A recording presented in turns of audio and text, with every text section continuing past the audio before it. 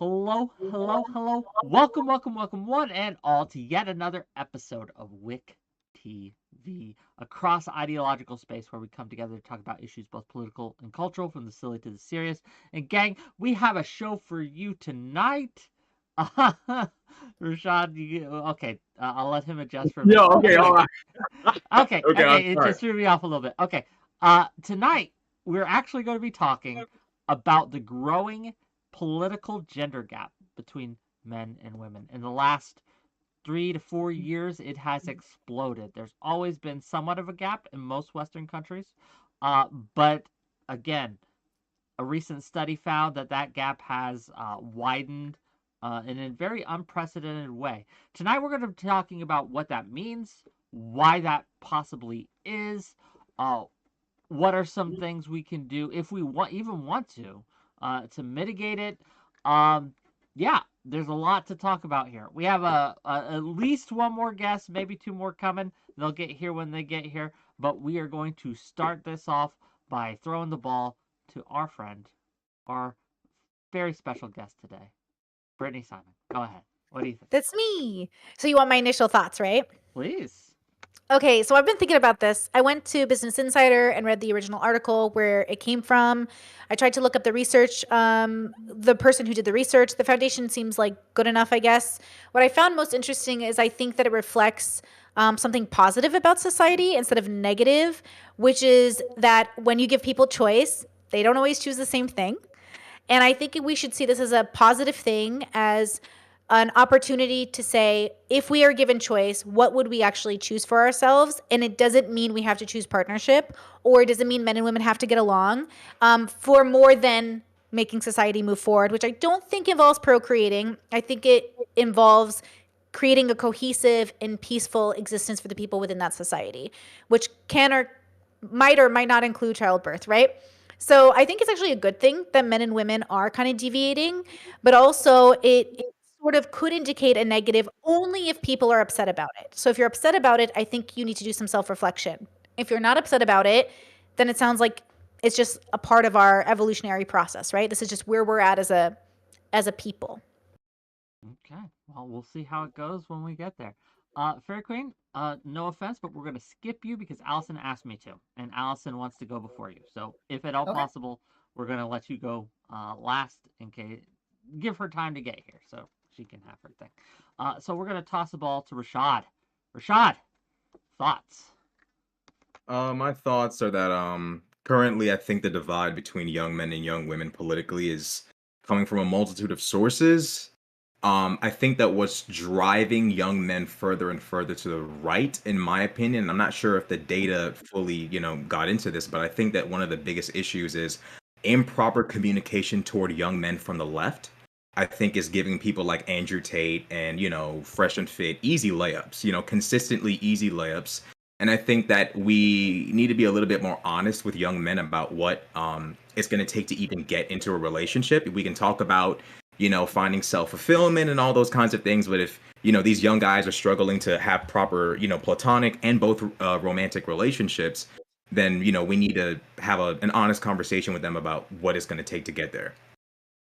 And we will have that conversation perhaps tonight. We will see. Next up, also a special friend of the channel, Tuna Chip. Go ahead. Hey, cool. Really quick, then, because it kind of extends off of both Brittany and Rashad. It's maybe like a intermediary between the two. I think that this is sort of a positive development, although it's like a positive spin on a negative. So men and women are more politically inclined, seemingly at younger ages than they've ever been, like young men and women. There was a period of time where people were political only, once they hit their like late 30s or 40s. And before then, they were very, very much so focused on their individual lives. The divide seems to be primarily aesthetic. I don't think that men and women actually disagree as much as we think that we do.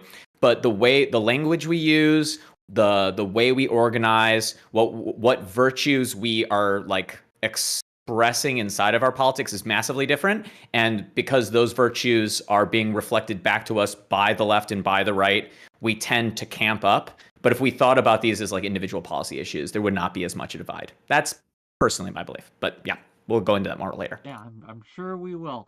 Unfortunately, Allison is running behind, so she's not going to get her wish. And Fairy Queen will now grace us with her thoughts on the issue. Go ahead. Actually, me and Allison had a conversation like prior to coming onto this panel, and so I don't want to take too much away from like what Allison is going to talk about when she does eventually arrive.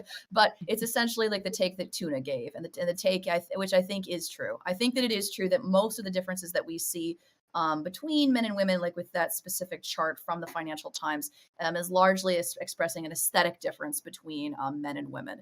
And again, if you look at actual policy decisions and actual political preferences, and you'll see that there is less of a divide. But one thing to also note, like just in general, like this, you can find studies that date back like a couple of years ago. Like it seems to historically be the trend that women tend to drift more liberal anyway, and that men on broader trends tend to drift to be more conservative. So it's not the fact that like women tend to aesthetically choose to be more liberal, and that men seem to be self-reporting as being more conservative is not a surprise, right? That's something I think that we probably could have expected probably even like 10 or 15 years ago. So the question is like, why is there this large of an aesthetic divide? And Tuna and Brittany, I hear both of you saying that you don't think it's necessarily a negative thing. You think it's possibly a positive thing. I think that's something that I want to discuss. I could be convinced to believe that that's true, but I'm not sure that that's true. I think that like the aesthetic divide like seems to reflect it seems to be the expression of the culture war that we're currently in between men and women, which I'm not sure if that's an entirely positive trend. Okay, well, when Allison gets here, she'll get here. She's texting me right now, apparently. So hopefully she'll be here soon. But I guess I want to start by pushing back a little on the it's just aesthetics thing. I'm not sure that's true. I understand that perhaps it's not as a wide of on policies specifically. It may not be a wide of a divide as is suggested by the labels, but I think there are actively larger differences being driven. Because if you are in one of these camps, if even aesthetically you identify as a liberal or as a leftist versus as a conservative or as a Trumper or as whatever, it's going to lead you to, at least aesthetically, support different types of policy pushes because you want to stay in your tribe. You want to conform with the majority of what they say. And so I think that there are substantive differences between the right and left, at least in America. And to kind of suggest otherwise is a little, I don't know. I think it's a little naive to use maybe a word that perhaps. But let's get Allison in here and see what Allison has to say. Allison, welcome. Hey, Allison. Hi. Here, wait. Let me. I'm up. Okay, Hello. Allison, I'm going to let you give your opening, and then we're going to get into it. I just did a spiel about how I don't think it's not. Everyone else seems to think it's aesthetic. I don't think it's as aesthetic as you'd like to think. But go ahead, Allison. Give us your thoughts. Okay, yeah. So I have missed the opening, but I'm guessing the argument's been made that like, yeah, they self-ID as liberal and conservative at like pretty disparate rates, but the policy positions, they're actually closer together. Is that what's been kind of alluded to? Yes. Yeah. Okay, yeah. I mean, from what I understand, even a similar thing happens in the abortion issue where like I don't have the data on hand, but like women are more likely to call themselves pro-life, men are more likely to, or vice versa, men are more likely to call themselves pro-life, women are more likely to call themselves pro-choice. If you get policy wonky though and ask like how many think abortion should always be banned, never be banned at different points, it's a lot closer together than these like binary labels would have you believe. I do believe that's true. But even when you look at like the policy position polls, men are still a bit more conservative and women still are a bit more liberal. And I do think that people are becoming more ideologically polarized in general. So I think it's interesting to note that in some countries it wasn't like the same universal thing was happening. In some countries, the men were actually turning right wing like pretty quickly, like in Korea and Germany. But in the US, it was very, and the articles even notice this, it's the women moving faster. It's the women identifying as liberal at like much quicker. So different things are happening in different countries, but we're like, there is at least an aesthetic divide nonetheless. At least like people are culturally identifying as different labels more. Because even if you think the divide is superficial, it doesn't exist to the same degree amongst the older generations. So that's still interesting. What do we From mean what by I understand. superficial? I'm not quite understanding that argument that it could be superficial. Well, like just the idea that it's more of like a culture war battle and that like these people actually want the government to do similar things. They just feel like they're more different than they are. That's what I mean. Like, yeah. So I'll push against the word superficial, although I still think that aesthetic is the realm that it exists on. There's this idea of splitting the ambiguity or something. I can't remember the term exactly, but the idea is that the more radical a view a view is expressed as, the more the people that are soft on an opposite view feel like they need to match that level of intensity. I'm not sure how many of these like big swings are happening from like a direct motivation nearly as much as like responding to media, responding to the way that people talk. I don't think that there are that many people who are like super pro abortion such that no matter what is happening in their life, they would stand in front of a Planned Parenthood. But if they see people radically arguing for abortion whenever, however, free on the street, in the back alley, on the government's dime, they're going to then strike back in the opposite. That's what I mean when I say like it's an aesthetic disagreement, which is that the intensity is determined by the opposite. The camp that you choose feels more like a concession, or like, oh, you got to be with a gang, you got to be with your group. But we don't necessarily all agree on the left or all agree on the right in that, with that level of extremity. It's just like we feel like we have to be on one side or the other. We need to be seen. We need to respond. If that makes sense. Yeah. So, look, you guys are saying it's aesthetic, but in the very next breath, you say, "Oh, but they're going into these camps which are trying to pass massively different extremist legislation on either side." Well, no. The argument is not that they have like actually super different legislative preferences, but that they have different cultural identifications. Like if you poll them on policy preferences, yes, men are a bit more conservative, women are a bit more liberal, but they are a lot closer together than just the raw, because like the Business Insider article and the Financial Times article, at least the US graph was based on self-identification as liberal or conservative. But there are polls, there's one going around and I can try to find it and send it in the Discord, but they asked people between 40 and 50 questions. Like it was much more in depth than just are you liberal or conservative? What's your demographic data? And like the sexes were much closer together. So I don't deny that like the sexes are like culture war. Like men are more likely to like be sympathetic to conservative culture war material, and I think women are more likely to be sympathetic to liberal culture war material. And then there's overlap and variability and all that. But that's what when I've said superficial or when I think aesthetic, like I am not suggesting that they have super dramatic like legislative preference differences. It's more just like, do we think cultural vibes? Is it just like surface level? Like, do we feel like this? Because I don't think any of this is surface level. I think all of this will eventually have some sort of manifestation, be it legislative or just like on a day-to-day interaction or cultural level. So, are we saying here that it's like poof, like it's kind of like a poof thing, or do we think that it's going to lead to something? No, it'll probably lead to something.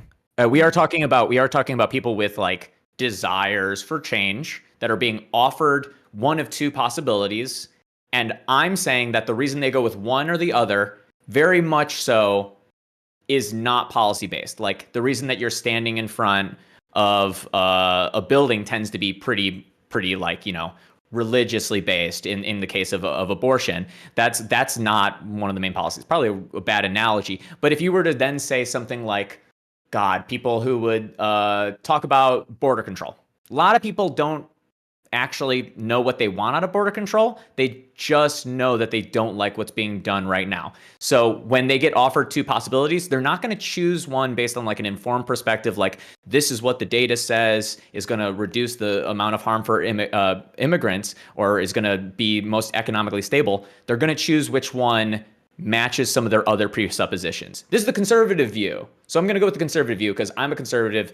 These are the three conservative things I believe. Conservatives are more consistently right, so I like them more. This is the liberal view. I don't really consider myself, I like gay people. I like women's rights. I'm going to go ahead and go with an open border policy because of that. I don't know how many people are genuinely single or maybe like two topic voters, but I think that most of us are. I don't think everybody is like knows all of their opinions on all different fields.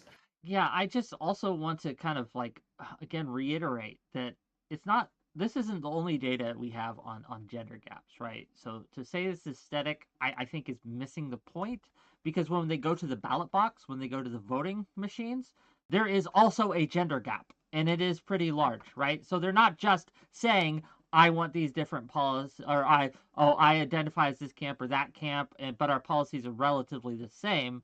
When they go to actually vote, there's a discrepancy, a pretty large discrepancy between how maybe men people vote and how women vote, at least in America. I can't speak for Well, the maybe other countries. people vote based on culture war issues. Maybe people are Yes. more socially motivated than we give them credit for. Sure. Well, I'm not saying that it's inconsequential. Sure. Yeah. Aesthetic does not mean illusory, inconsequential, meaningless. It Okay, means fair that why are we making the choices that we're making? We're making the choices that we're making because we are taking it by assumption that the people that are right about some stuff are going to be right about the other things, and because we identify with them and their virtues that they espouse. Hey, I'm going to let my very anxious dog out real quick, but I can hear it. Yeah, that's fine. Fairy, Go ahead, it seemed like you were about to say something. Say something you're trying to get in. I was just going to throw this out too. Like, it's also the case that just because somebody, we've mentioned before, just because you're aesthetically aligned with a particular wing of politics, it doesn't necessarily mean you vote that way. And a classic example is the abortion example. For instance, right?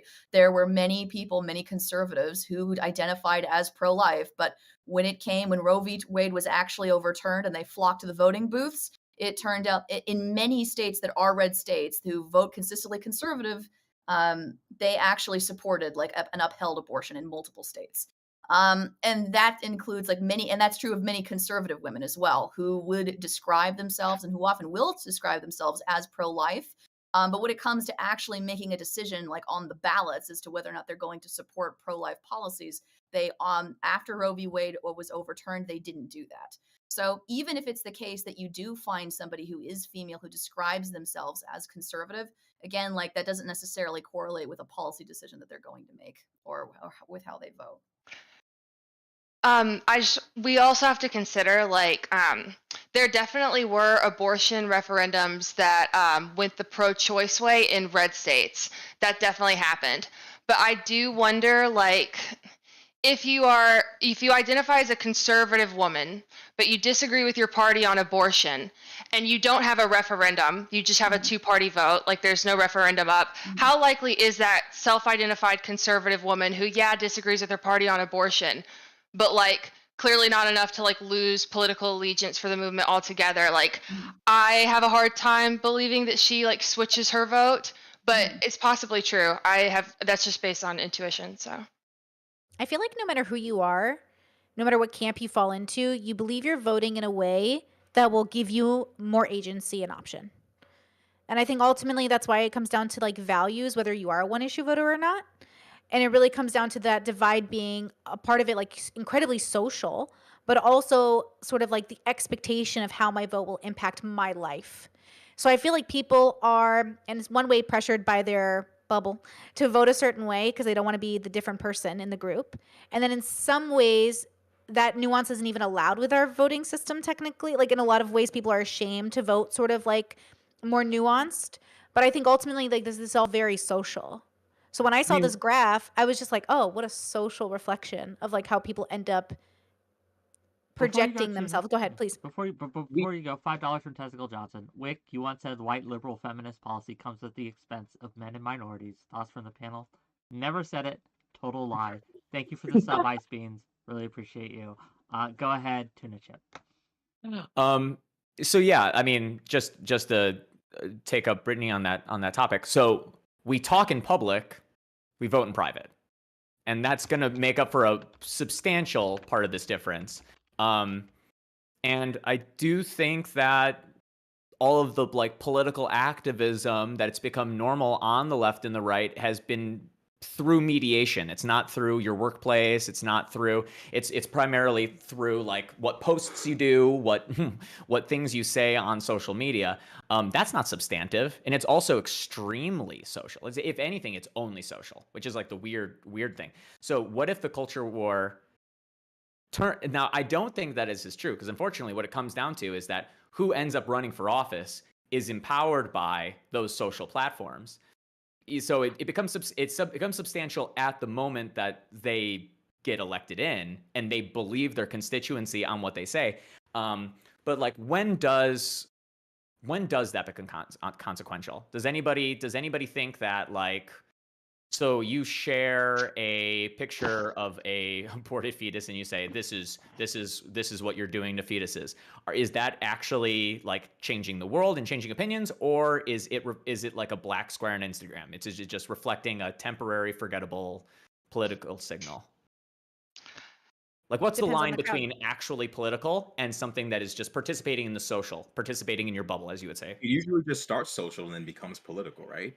I mean, like, if you look at like most like hyper red pill content, it starts off as like, dating advice, or here's what you do with women and blah blah blah, and then before you know it, you're talking about conspiracy theories involving the Jews, the Bilderbergs, like before you know it, you get into 9/11 conspiracy theories. Like, it starts social, it starts innocent, and then before you know it, Nick Fuentes is on the panel talking crazy. Like, it starts off really social. So I think that when we like look at it as from like a surface level of like abortion or whatever, it goes deeper than that. Like, it starts off really, really, I guess, shallow, and then it gets into like radically insane political takes. And I think it's really important for us to realize that this shit can manifest in a legislative way. It can manifest in voting, and right now we're in the social stage. We haven't reached that point where young men are like wilding out in public or at the voting booth, but like, it could get to that point.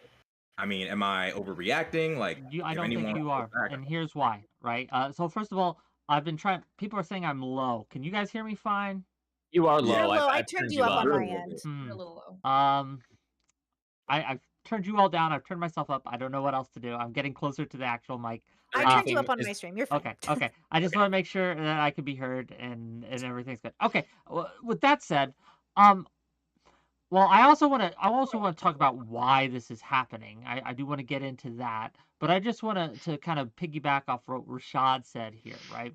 Like, we are entering an era of politics that is on the more extreme end compared to the 20 years ago, right? Like, when the Clinton era, the Obama era, even the Bush era, you had substantive differences, but today the more extreme voices seem to be the loudest, right? They seem to be the most influential. To the question of like, at what point does social kind of hanging with the crowd, putting the black square on Instagram or showing a picture of an aborted fetus become influential? I think it always has some form of influence, depending on when it's done and where it's done and how it's done will influence the context of it, right? Like, will actually influence the impact that it actually has. But I think that the idea, right? Because this isn't happening in a vacuum. There's also a lot more pressure to date in your in group, right? So you don't have conservatives and liberals dating anymore to the same extent. It still happens, but more and more and more groups are pressuring date within your in group, right? This is becoming more of a hard and fast rule. A lot of people are saying if you support Trump or you support Biden, we're gonna swipe left on our whatever apps, right?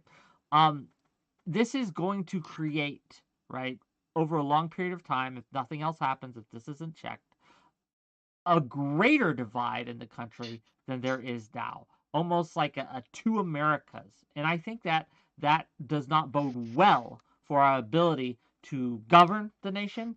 And I don't think it bodes well for the world in general, because this isn't a localized to America event, right? So I don't know. Maybe we can discuss that. But I'm also curious what you would all say is the reason that it's now worse than ever. Like it's always been there, but why is the explosion now so much greater on almost every graph that I saw in there? Go ahead. Well, okay. I just want to say, well, growing up, and look, I haven't been in politics in quite a long time in the sense that I was before, but I was raised in politics. I was raised in watching every single election that ever happened, watching every history doc that ever happened. And when I was growing up, you didn't date the opposite political party. Like James Carville was quite famous back in my day because him and his wife have opposite political like opinions. He was like the infamous like, oh, they made it work. So I am curious about that perspective as well. As far as I'm concerned, it feels like we're kind of going back to sort of the bubble that I grew up in my whole life, which is like, yeah, you don't mix teams, bro. They don't work because it's values based. Like, what are we going to fight over dinner about who gets civil rights tonight? Like, I don't have time for that. We got to be on the same team. So a part of me is a little like, yeah, we're just going back to the 90s a little bit, which is maybe good or bad. I'm not sure. It's definitely bad as a society as a whole, but it's probably better off for our small communities as well. I think that most of the time when women become like the front leaders of political action, it's like a redemptive position. It usually is like an exhaust valve. Like in the United States, at least, I can't speak for other places, but women's involvement in politics started with the Industrial Revolution, child labor not being a big thing, women, basically doing what they could to ban alcohol and try and make it so that you can't just have children work for like 5 cents an hour. So like women are like, you pull the lever. Same thing happens with the world wars, making it so that women can work. And then right now, I think that women have been seen as like, men are disenfranchised. They don't care about politics. They don't care about anything. They just want to get on their alpha grind set. Men are sad and individualistic. So that's why I think a lot of women are becoming like the big front leaders or something. And then men see women taking positions and they become more political because that's sort of like normalized. And I think that that's where it's like starting. Is it just like it's popular notions of what the opposite sex is doing and who has to like take the wheel. That's why I think it's happening right now. I am interested in thinking. So, Brittany, you said in the 90s. Do you think that stopped for a little bit in the 2000s? Like, I thought in the 90s that would be the perfect individualist era where people weren't political and they were just fucking. Well, I'm thinking more like because in 2000, when the Bush-Gore election happened, like that, I distinctly remember being a child and I'm on VHS or camcorder. My dad's like, "Who you voting for?" I'm like 10 years old. I'm like, "I'm voting for George Bush." And my best friend, who's a Democrat to this day, we've been besties our whole life. She goes, "I'm voting for Al Gore because that's what our parents were doing," and so we were mimicking them, right? But when she and I came up, I was a conservative, okay. I voted McCain and Palin, and then I voted Hillary and Barack Obama for my next 2 elections. And like she was the Democrat. So we came together because my life was changing when I realized I was becoming more liberal and progressive, and the politics of the conservatives weren't giving me a voice, right? So I do think there was you're right, a change, at least in my area in California, of the 90s having this like very suburb joy if you were in the suburb at the time, and then switching into this like very like we need to fight now, we need rights, because I remember abortion being a very hot topic in California for minors, and I remember that was a huge divisive point in my political story. So I'm trying to think of like what part of the country was experiencing what, and then what economic background was experiencing what at the time, right? I mean, when I had the same experience, oddly not from my parents though, at school. At school, one of our projects is we were supposed to make on construction paper with big markers what political candidate our family was voting for, and we were like probably 5 or 6, maybe not even. And I look back at that and I think it's a little weird, but that's because like I don't think that means that we were more political. Strangely enough, I think that politics was seen as more innocent. So like you could let a child participate in it to normalize it to them, kind of like, hey, what are you going to buy with your $10 at the grocery store? It was that level of like non-conflictual. Nowadays, if you ask a child whether or not they would vote for Trump, you're asking a child like, do you want to be punched in the face by a black kid tomorrow? Do you want to be pantsed by the gay kid tomorrow? It's like kids are a little bit more like political in the capital P. Like they are fucking each other up. Yeah, Like yeah. it's not the same question I anymore. mean, I did grow up in a very, yeah, like you said, it was like very innocent. Like even if your neighbors had opposing sides, you like still had a barbecue weekend with them. You still like made it work. You certainly weren't. But then, to be honest with you, I think everyone in my life has become the Democrats in my life hate fucking Trump voters. The Trump voters hate fucking Democrats. Like they do not want to get along, and they're upset their kids are still getting along. And I think that's funny. But I do think I see a difference. Like as well, you're right when I think about it that way. Yeah. It's a little bit more physical. What was it during? I mean, MLK is the closest. Like the civil rights movement is the closest when like kids were beating the shit out of each other in high school over political differences. There's like, namely in New York City, obviously, I have a maybe some people know this song or not, but the song "Guilty of Being White" that song is made by made during that period because 𝕾𝖎𝖙 is a white kid in the suburbs of New York City who is getting his ass kicked for being white because he lives in a neighborhood that's nothing but black people, and the controversy is like stemmed down to him. And it's like a weird moment that you can't relate to during the 90s. You can during the 80s. You couldn't during the 2000s. It's getting a little bit closer now, although it's not as extreme. It's like if we're going back to like Reagan era. We're going back to like, the closest you can get is like Reagan youth type shit, where it's like kids wearing the Trump hat to school, being inside of a group, walking around. That's weird. That kind of ideological positioning, like, because I don't think with young boys they are like. Does anybody here have a kid? Do you know whether or not there is an active young Republican chapter at your school right now? Well, okay, I in the U.S. like. There are I see so many narratives about, oh my God, the young men, they're being right-wing radicalized all over the place. They're just drowning in right-wing radicalization. And like, I mean, the alt-right happened and like the alt-right happened. That was a real cultural phenomenon.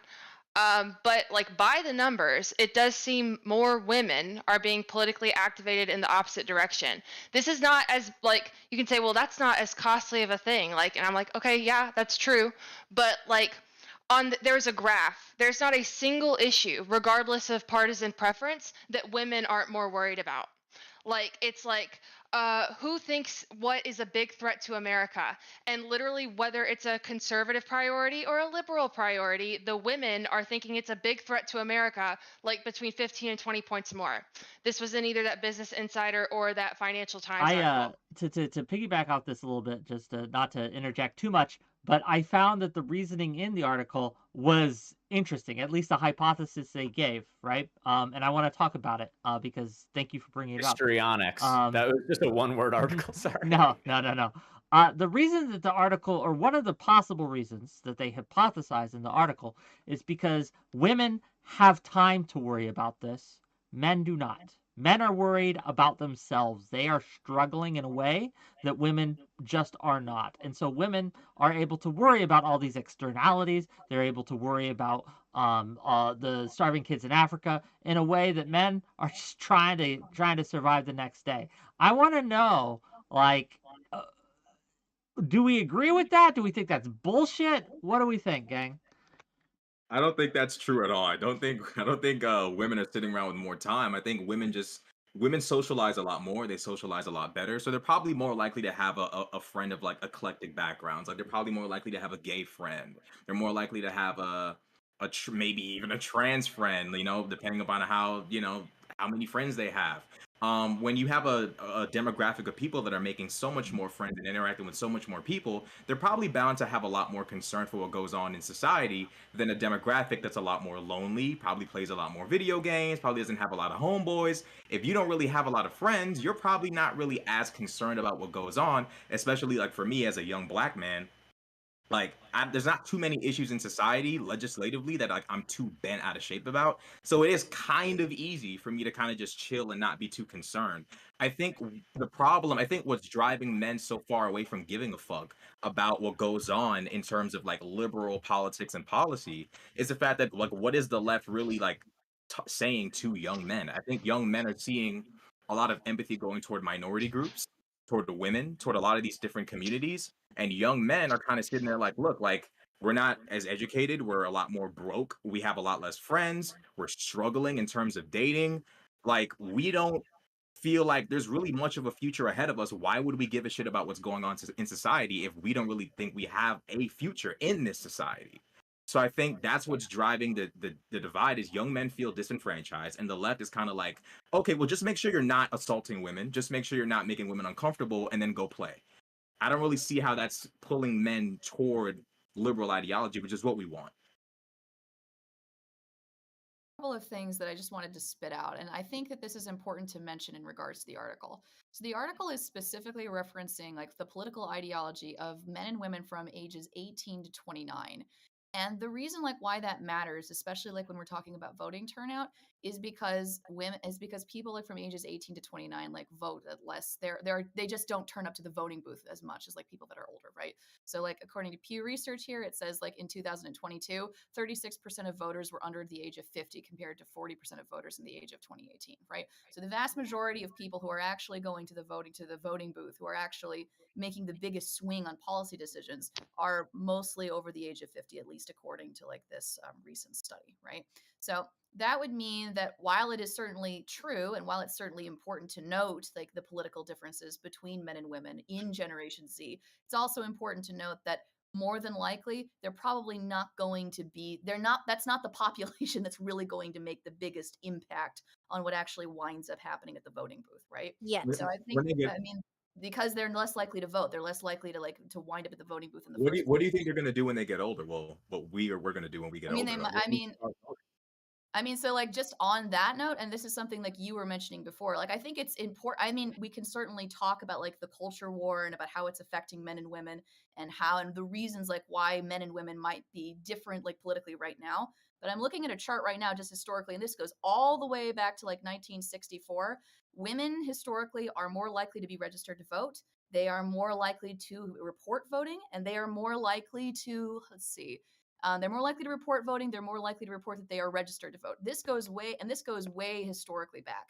Like for instance, so in 2022, the number was like 70% of women as opposed to 68.2% of men.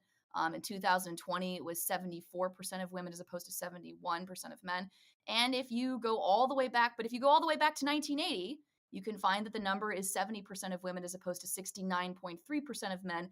And if you go to 1992, the number was 73.7% of women as opposed to 64. Do I look like a woman? All those numbers, okay, in one ear, out the other. Okay, I don't know numbers. But the point is that like women historically are more politically active anyway, just generally speaking. This is not isolated simply to like the past 10 or 15 or 20 years. This historically seems to be the case that women are more politically active. That's an agency gap though, right? It's that men feel like they have more agency inside of the workplace. We feel like we have more agency in our day-to-day lives. That's why it goes back. Like that was true back in the day for a really long time for that. Like I think that the underreporting, like we are talking about politics as an extension of like the household. Like that's how it's seen. It's seen as part of the family. The family is doing the voting as opposed to work doing the voting. Men are more political in their language, certainly, seemingly, or they're more like likely to frame things in a political language versus like a lot of politics that women participate in on the regular is considered like an extension of ethics or being a good person, or like the language of politics in terms of electoral. But I don't think that the Gen Z is like less influential. I think they might be more influential because they're like the cultural producers. They're going to be the ones creating the narratives, creating the media going forward. They're going to be like the ones forming the way that we talk about different policies going. Even if they don't vote on the things, they're at least going to create the conversations because they're the one writing articles, getting new creative jobs. Like, do you think that's less influence, or just to the people that were saying that Gen Z has less influence, or that seemed like it was like a division? Saying that like it has no influence or that it's not of any importance, but what I'm saying is it's of significantly less importance in comparison to other generations, because you're right, like it might be true that like Generation Z does have a huge cultural impact, right? But you mentioned, for instance, they're more likely to be writing articles, they're more likely to be like, who is hiring Generation Z? Okay, who owns the companies? Who is your boss? Okay, It's probably not going to be a 29-year-old Zoomer, right? It's probably going to be a 65-year-old God. boomer who owns the company and has like run it for years. Okay. That's who winds up like, so even if it's nominally true, yes, you might be the person that like is entering the workforce, right? But the people who actually owns the jobs, the people who will hire you, the people who have money to support you, the people who can bolster your career, those people are not within this age demographic. And But those and people, I just understand if like I may, those people also aren't the ones you're having a beer with. They're not the ones you're hanging out with. They're not the ones you're trying to date. They're not the ones you're that are in your social group at all, right? So again, like I understand what Wait. you're saying about how more legislatively and things, the young people just don't have the impact that the old people do. Get it? Got it? Good. But I think that when it comes to influencing the day to day and what we're talking about, and even, yes, influencing what legislation even gets put on the table, right? I think that like things like social media, things like the black squares on Twitter and all that shit, right, do actually drive at least some of this kind of thing in a way that I think that just looking at the voting stats doesn't capture, my opinion. I'm not even saying that it's merely about like voting policies and like it is about that, but it's also about who owns the business that you are applying to be hired at, right? It's also about like who is the person that's going to admit you into the university where you're going to meet those friends? Who is the person that's going to be teaching you? Who Well, are the then people? we're flipping the switch then towards men having more control, because the majority of the people that are going to be employing you are going to be men. Then is it in the business? Is it in the voter, or is it in the social construction? Like depending on which like we're talking about different demographics with all three of those. Okay, are we talking about the why here? Because like I have Yeah, 2 that's what points. Okay, so No, Wig's we can. point, Yeah, I just it's want to the say why. like women make a 24-hour day into a 36-hour day because we're servants, okay? We're civil servants. Second of all, I was watching Aiden Ross today on Bradley Martin because I like to stay in touch with the boy bubble. And I was watching Aiden and he was like, Trump's going to win, bro. Trump's going to win. I don't know one person who wants Biden. And I was like, oh, look at him expressing a view that he tells me who's around him, right? And he wants to get men to like get up and be a part of their life and hustle and be alpha and go to the gym. And I did leg day today, so I feel you, Aiden. But Taylor Swift is actually getting women to register to vote. Taylor Swift is actually influencing the polls. So I am curious to see if Aiden can really rally those men. Because I'm not going to lie, I love to see it happen just for shits and giggles. But I think Taylor's going to beat him. And I do. And I think they're going to vote liberal. So it's interesting to see how like culture is being influenced and how these influencers want to be taken seriously to some extent, which I think they should be if they want to be. But yeah, I thought that was really interesting that I saw that this morning. So And I think that plays a huge role. Hold up. So I see the super chat. I'll get to it in a second. But so are we saying that Taylor Swift is going to be influencing the vote in a serious way here? Is that Okay, Yeah. no, that there were crazy numbers actually. It kind of makes me a little, and I'm pro Taylor Swift, okay? I love to see a woman just print money and like roll around in it, okay? So I'm like pro Taylor Swift. But to me it is a little bit sad. I'm like, damn, people really do just fucking worship these celebrities. They really will care about politics when they didn't before because a celebrity told them to. It's crazy. It was like 18% of respondents said that they were like rendered more likely, which this was a headline, who fucking knows, it could have been a bullshit poll, okay? But like it was probably like rage bait, like the study was made for this fucking article to be written like all these people are retarded, they're gonna go out and vote just because Taylor Swift told them to. But like Different than our parents. I'm sorry. Again, I grew up with like celebrities, radio no, hosts. I've been true, on all the true. radio host shows. I've met Sean Hannity. I've done that shit. Well, but What are wait, there's they? a difference between, I mean, I agree that like political pundits can be like crazy echo chambers, but like there is a difference between a political radio host and a person who is like musically talented, just giving you their political opinions. And it's like, you know, you just like their music. And so you're like, they're probably good at politics too. Like, versus like I don't know. Rush Because you Limbaugh or people who remember how Laura explicitly just talk Ingraham wrote politics all that the book, time. like Shut Up and Dribble? You know how people always write these books, like Shut Up and Yeah. like Don't Play Sports, like when basketball stars were like talking about their political sides, or like she's like, shut up, dribble ball. And I'm like, okay, isn't that just what's happening now with celebrities? Are they just No, people? I definitely LeBron James. I mean, Uh, you go ahead. you I was just gonna wait. say I'm pro Taylor Swift talking about her politics, right? Like that doesn't bother me at all. I wish the general population would be less like celebrity obsessed, but that's kind of a shallow criticism. So it's like it's applied to people forever, regardless of political I wanna, affiliation. So like, I do want to pass the ball to Rashad here, but before I do, let's get the super chats. $5 from Artemis Fowl to say between married men and women and unmarried men and women, the only demographic that votes more Democrat than Republican is unmarried women. Interesting. $5 from Testicle Johnson to say hiring women is a bad idea because they'll get preggers and leave for a year. Women, in fact, work less than men. Thank you for the $5. I actually want to build off that one. I want to build off that one because we haven't addressed one of the most important parts on this when we're talking about the demographics of voting and acting.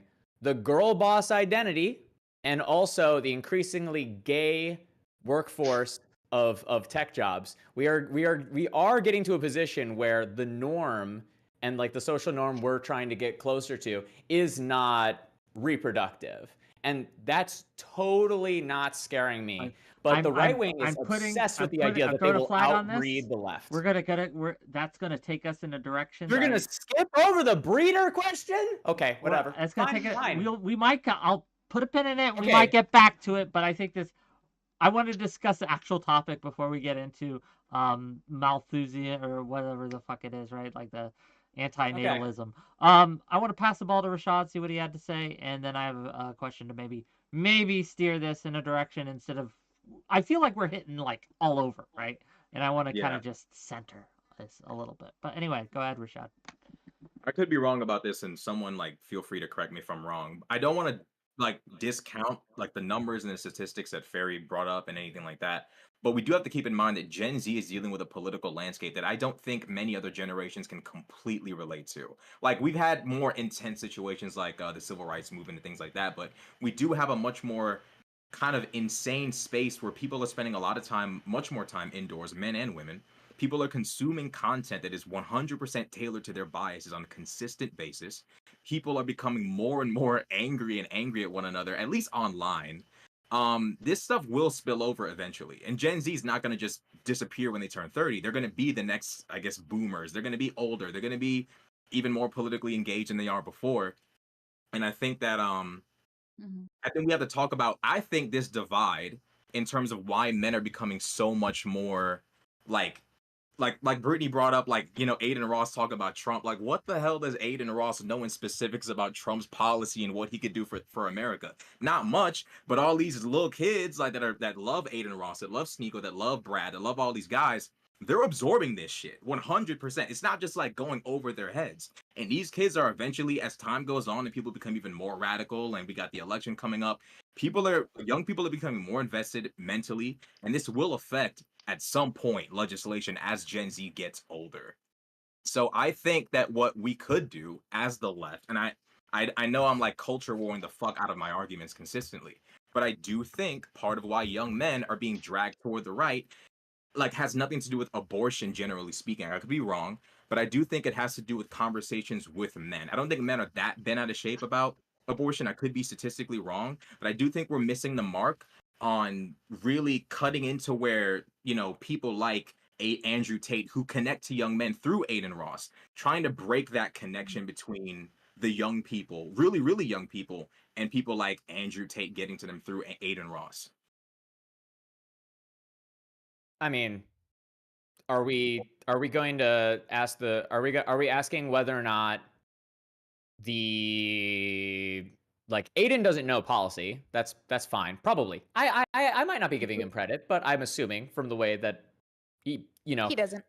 At least his character. I listen to him. He doesn't.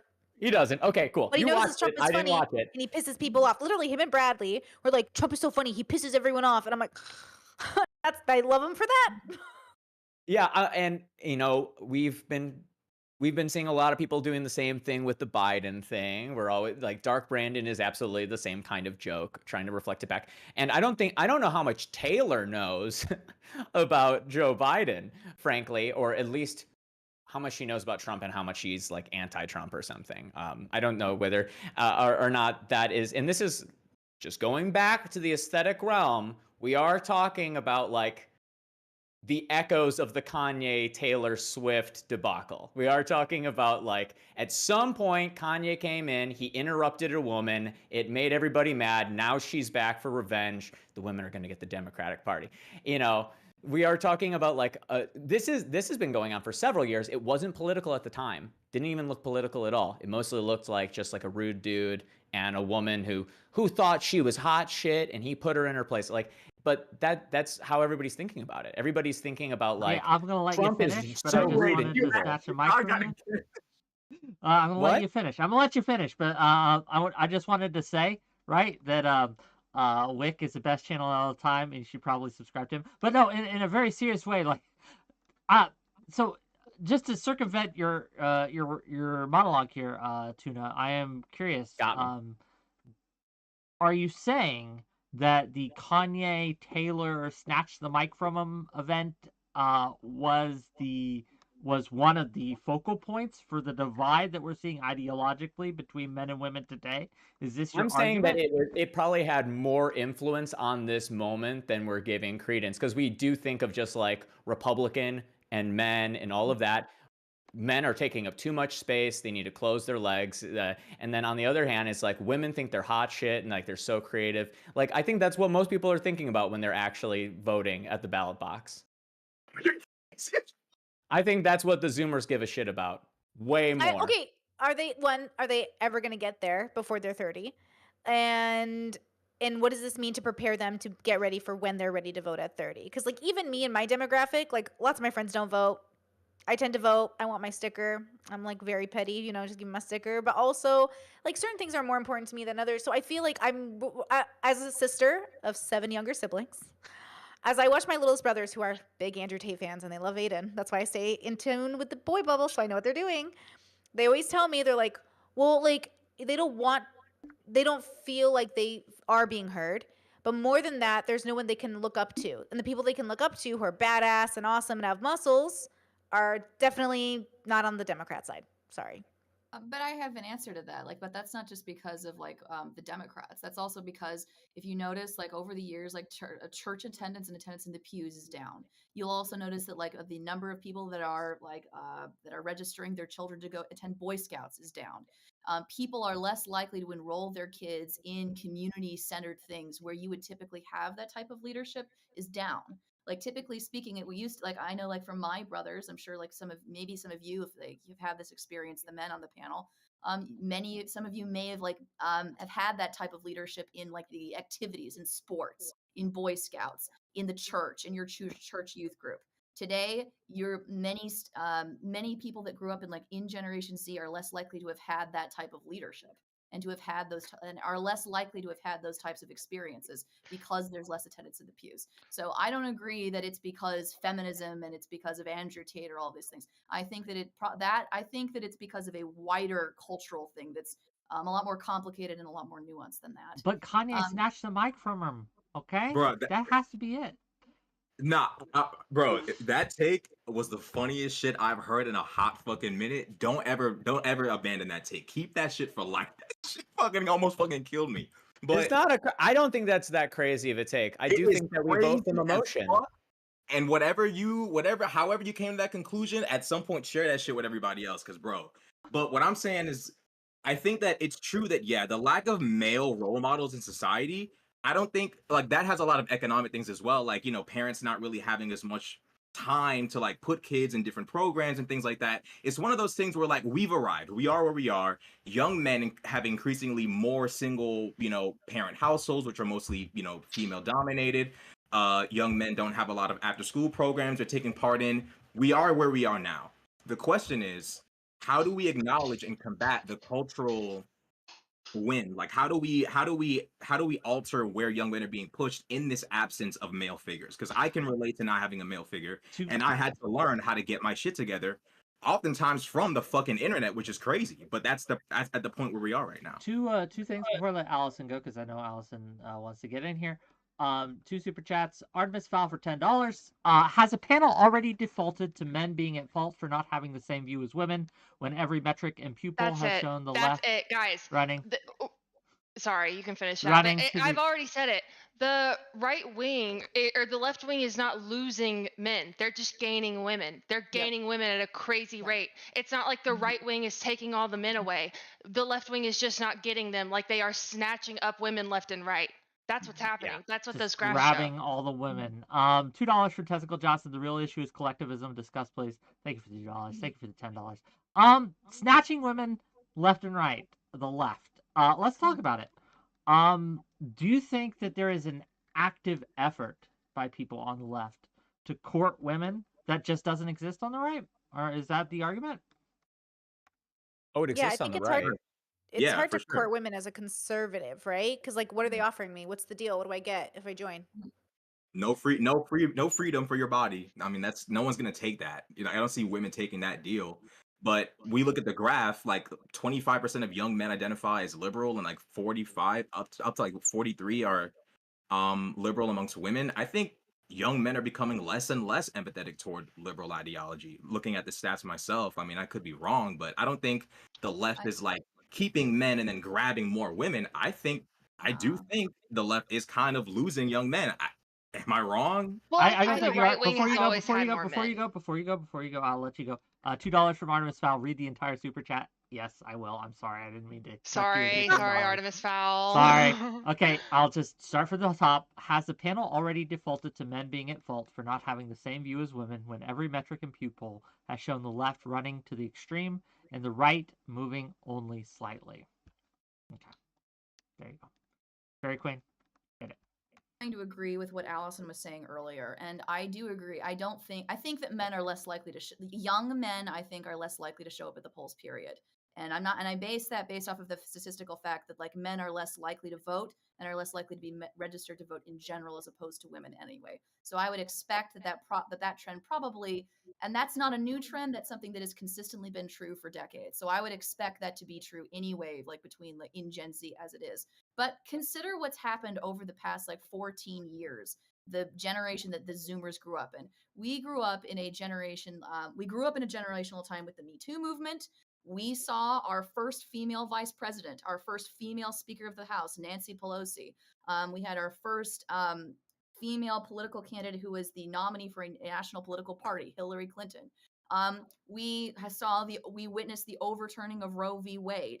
These are massive cultural moments that happened in the lifetime of women who were Zoomers. And not only that, these are massively political movements. And so it would make sense that if you're a woman and if you are a part of Generation Z, why you would feel more politically motivated, why you would feel more motivated to show up to the polls and to care more about politics, because of the fact that all of these different events that have happened, everything that like, you can reference in terms of men, those are like seismic cultural differences. But can you point to me like a policy decision or somebody being voted or something specific? Because most of the time when I hear people talking about the issues that men are facing, they usually talk about the fact that men are less likely to go to college, they're less likely to graduate from college. They mention that, for instance, right? Or they mention the fact that it's harder for men to find a dating partner, that they're less likely to have sex, and they're less likely to have had and they're more likely to have had a partner at a later age, right? But those are interpersonal problems. Those are problems that have to do with what you interpersonally choose with your education and with your sexual lifestyle. But they're not things that have to do with, I can't legally get an abortion, I can't legally get the health care that I want, or I don't see myself represented in political office, so therefore I'm going to go to the voting booth so that I can vote for this, so that I can have this in the state in which I live. Like, is there anything like that that's happened for men specifically? Because all of these other things that you're talking about, you can mention them and you can say that they are like aspects of culture that affect men. But what I'm not sure is, what's the policy decision or the political figure that you think is that you're going to vote for that's going to change that, right? Like, what is that going to be? Like, what is the move for that? I say one thing Allison, real quick? go ahead, then Tuna Chip. Allison, then Tuna Chip. So I can try to find it, but there was a paper published in some European psychology journal, okay, and they were exclusively polling European men and European young men, and they were trying to determine like the difference in sexual relations, like opinions about the sex class sex classes. And they noted that like it's actually really interesting because they actually have more egalitarian policy preferences. They actually are more likely to be pro-choice than like previous men. They are more likely to have like fine or neutral opinions about women in the workforce. They are actually like metrically egalitarian, but they have more sexual resentment nonetheless. So they had like there were specifically sentiments that like just basically expressed grievance with one's current state in life, and like along with an implication that like the status of the other sex class, or like the rising status of the other sex class, could be causally related to like your own distress. And they said identification with that type of sentiment is way up, but that to give these men some credit, it's not like they are like literally like becoming more like politically sexist, right? Yeah. Well, I guess what I'm asking, I'll put it this way, okay? Why is voting for Donald Trump going to help you with your sex life? That's really what I'm asking, right? Why is voting for Donald Trump going to help promised you to be my wingman at the influence club. I don't Okay, Well, think and I asked He you would that. say I know culture that's is downstream of I don't politics, think people are and putting interpreting. him, yeah, Well, they would but say what that it I'm would have like saying is, downstream cultural benefits for well, masculine men, is probably what they would say. okay, I think but like, you could say that's ridiculous, but they would just well, say well, culture's downstream from politics. but the Get a reason real like man why in there. Well, but the reason like why I asked that question, right? Like if you are a woman, right? I am going to vote for this politician so that I can still get an abortion, so that I can still have access to contraception, so that I can have access to benefits to help me if I'm a single parent at home with my child. That's the reason why I go to the voting booth, right? I'm not voting politically on behalf of my sex just because of a downstream cultural effect, aesthete, right? I'm voting because there are very specific material benefits that I need, where if I don't show up to the voting booth and vote for this policy, then I get screwed, right? That's why I go. That's a big reason like why I think women have historically been more politically active. It's because they rely upon resources that are given by the government to a greater degree in comparison to men. I mean, I don't buy this idea that most of the men voting for Trump are doing it because they wish their dick was wetter. I think most of the male incentives with Trump are immigration policy, fewer people coming in, so that means less competition with people that are willing to take really, really low pay and push them out of economic opportunities they want. I think economic restructuring away from educated and specialized labor towards manual labor is a huge, huge thing. So when we talk about his motion for coal, his support of fracking, him not being just an EPA shill, that's the kind of thing that men like. Men definitely appreciate the fact that Trump is not sort of like at the social whims of the media. Whether or not you like that or don't like that, that is the type of thing that people respect. They like the idea of like a strong leader, someone that doesn't seem to just be a pushover to whatever popular notions are out there. I think that that's the reason that men have liked Trump more than women by and large. And obviously women like the Democratic Party for all of the policy reasons that you've already outlined. Go ahead, Rashad. And then I want to ask Barry. I want to ask. So, I don't want to underestimate like surface level politics. Like you asked, like what is voting for Donald Trump going to do for young men's loneliness or whatever the case might be. I think on some level you might be underestimating like surface level perceptions of like culture war and how that can affect legislation or like just voting. Even if the problems aren't necessarily real in men's lives, the simple like the cultural like echo chamber we're seeing right now in politics could in the long term affect voting and could derail the serious problems that women vote for when they go to the voting booth and they pick Democrat because of literal real reasons like you mentioned. I don't want to underestimate how this kind of culture war phenomenon can affect young men on a surface level and influence their voting long term. I don't know if maybe yeah, I get what you're saying. I just want to piggyback off that before we toss it to Fairy Queen, and then we welcome 𝕾𝖎𝖎𝖙 here. 𝕬𝖎 has graced us with her presence, and we'll get into what she has to say on the whole thing. All right. But before that, I just wanted to kind of push back on that there's no substantive issues that really affect men today that they're actually voting for. I think a big one, again, whether this is actually true or not, whether this will actually fix the problem for them or not is beside the point. They think they will. Immigration is a huge one, right? Men, especially young men, are looking at their work prospects. They're looking at their prospects for housing. They're looking at the rising cost of healthcare, rising cost of housing. They feel it's harder and harder to get enough money to make ends meet. And then they look at all the people coming across the border and they say, wait, these people are going to take, right, this opportunity from me, right? I'm going to have to compete with them as well, and it's going to make it harder for me. Now, I think they're mistaken, but this is how they feel, right? This is what they think. This is what they feel. And so Well, they and are that's a burden actively unique voting. to like low skill workers, Yeah. right? Which, They say, again, as the educated people, you don't have to worry about migrants taking your jobs. They can't do but it. but They again, can't this take the isn't blue happening in a collar vacuum. jobs. Look at how many young men are not educated Getting anymore, educated, yeah. right? Like Yes. this is also piggybacking off of that. So they are looking at Mhm. their dwindling prospects education wise, right? Administration wise. They're looking at their dwindling prospects with housing and healthcare and jobs because of immigration. That's the boogeyman that they blame. And they're like, well, who's going to fix this? And they think, again, because rhetoric from Trump and his side is much stronger on this, they think that Trump's the answer. I think they're wrong, but that's a substantive issue. But I want to let Fairy Queen respond. I see you, Tuna, and then we're gonna get Lav in here, and then we'll go to you, Tuna. Oh, you can toss it to Tuna. I'd like to hear what he has Oh, to okay. say. Sure.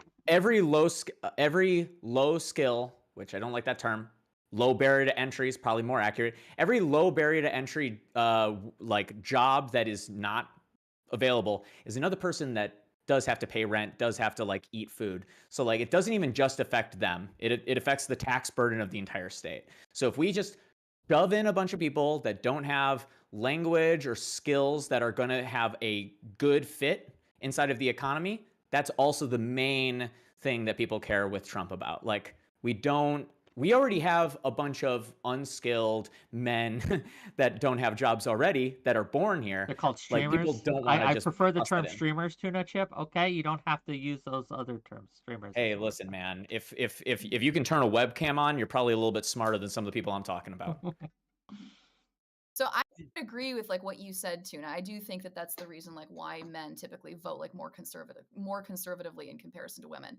But again, like this is like goes back to like what I was stating earlier. That goes back to that doesn't sound to me like merely a matter of a cultural aesthete, right? That sounds to me like very much rooted in the economic material conditions that men and women face, and like specifically like how they differ between men and women. And it sounds like that seems to be like impacting like their voting decisions in like in a way that might be more profound as opposed to merely cultural influence. $5 from Artemis Fowl, and then we'll pass it to Lav.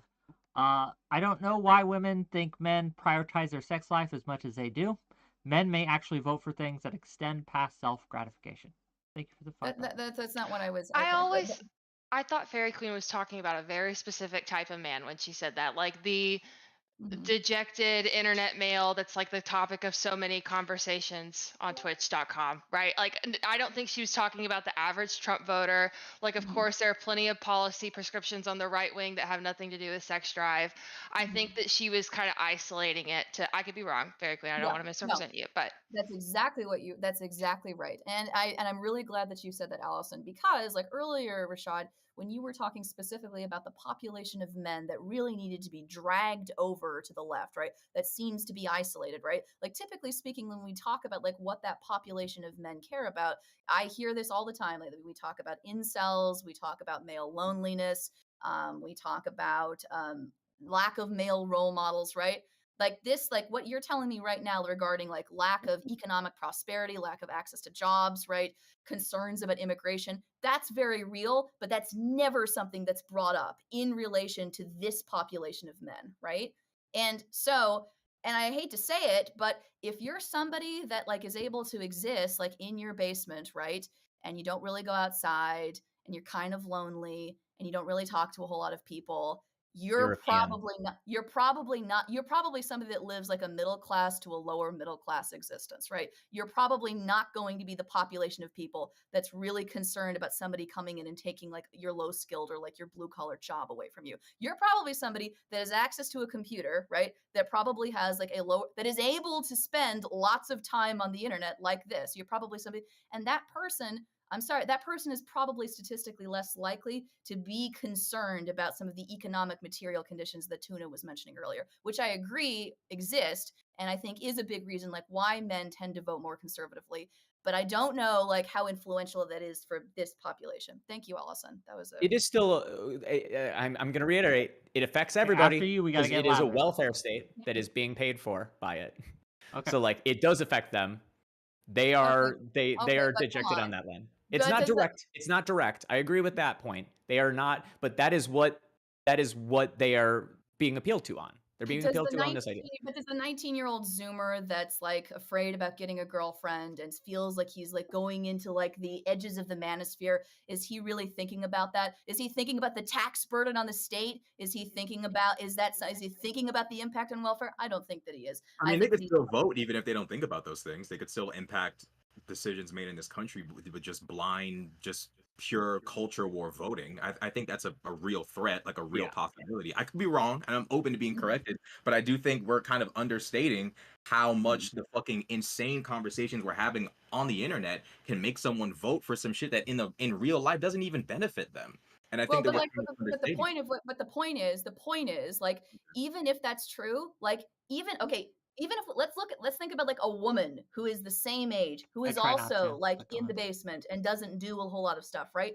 She is me, more likely literally to me. wind up at the voting booth simply because of the fact that even if she doesn't care necessarily about the welfare or about like the state of welfare or the tax burden, but she probably does care if she's able to get an abortion, and she probably does care if she's able to have access to contraception, which means that even if like she has roughly the same class status as this other example of man, she probably is probably way more likely to wind up at the voting booth. And again, as I stated before, the stats bear that out. Women are more likely to vote. They are more likely to be registered to vote in comparison to men. Hey, Lav, take it away. What are your thoughts here? Hi, sorry, I haven't even been listening, so I'm sorry if I'm being whatever. I just got done shitting my fucking brains out. So now I'm here and we're queer. I think that this is almost directly correlated to evolutionary psychology. I think that there's a basis in the way that women vote and the way that men vote. And I think especially right now, there's a degree of social contagion happening in female communities, especially voting like very left. Again, like this gentleman said, Rashad Crenshaw, where women are voting for things that don't even necessarily benefit them, just because they heard their favorite influencer say it, just because it's what's popular right now, just because you get social currency for voting that way or for speaking up about something that way. But yeah, we've seen this all throughout history. You know, women are more empathetic, they're more compassionate, they're going to vote that way. And, you know, liberal progressivism, democracy is the more empathetic political party. It just is. Conservatism is the opposite. It's more logical. It's less compassionate. It's that's it. These are almost male and female parties, and so it makes sense that this is becoming true. Can I ask, because you mentioned there that women are voting for things that don't necessarily benefit them. Can you give us a couple examples? Yeah, like I'd say, for example, I think a huge one is going to be, especially in the next election, a lot of like trans bills, obviously, like a lot of potentially like lowering the age of consent for hormones, which obviously does not benefit women because we know that female teenagers are, especially autistic female teenagers, are way more likely to fall victim to social contagion, and obviously, Tumblr and TikTok and all these things are entering the minds of our young teenage girls. Or even sex work, like even legalizing or decriminalizing sex work is a big one as well. Or even like the birth control pill, for example. Like I think the birth control pill was supposed to, or even abortion. Abortion was supposed to, and the birth control pill were both supposed to help women control their reproductive capacity so that they can work. They could go to work like men. They could show up like men. They could suspend their fertility so that they could work without falling pregnant. And yet the abortion rate has only gone up since the birth control pill. So it's just, women, it's just one of those things. Just one of those things. Well, I mean, the argument for the abortion going up after the birth control pill is that everybody embraced casual sex more, and so there were more accidental pregnancies because the Yeah. birth control pill is really easy to fuck up, like one antibiotic, and like you can get pregnant, like you Well, miss it's a day, yeah, like of course, but it's also the cultural shift because when Yeah. fertility became a choice, then fatherhood became a choice. So it's a cultural conversation as well. But still, that was consequential to women voting in a way that we didn't even see. I mean, nobody could have guessed that was the way that things would pan out, but they did. Any responses to this? Do we want Nobody guessed that if you gave people an option to utilize a tool, they would use it? No, nobody would have guessed that something to suspend fertility would mean infinitely more abortion and unplanned pregnancy. I don't buy that, but all the What do you same. mean you don't buy that? That's why it was created. Okay. Let's say that you give women more money to spend. That also means that women are like No, by but you're getting women getting giving into them the work. No, I'm saying this is an economic principle people already know about. If you give people jobs, they're going to get credit cards. They're going to go into debt. Like that's a normal behavior. It's not that strange.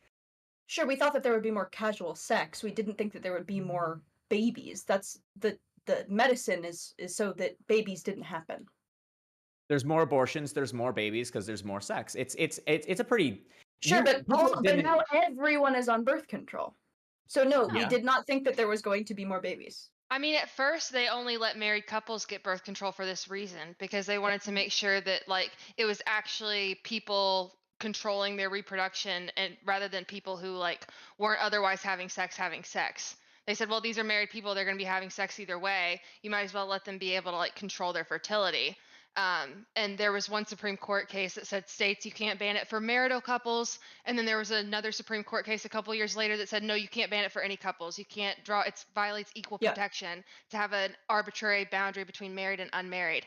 But they did predict this. They said we don't want to just encourage casual sex amongst the masses. Some people surely did. I don't think when you just on a base level, when you give something to someone to suppress something, you don't think that it's not going to do that, and then it's going to make it worse. You also have to give them the education to know how to use it. I don't take the birth control pill because I'm not going to remember to take it. I have the rod, right? Like I play to my strengths, not to get pregnant. Most people don't even know like you have to take it every day at the same time. You got to be consistent.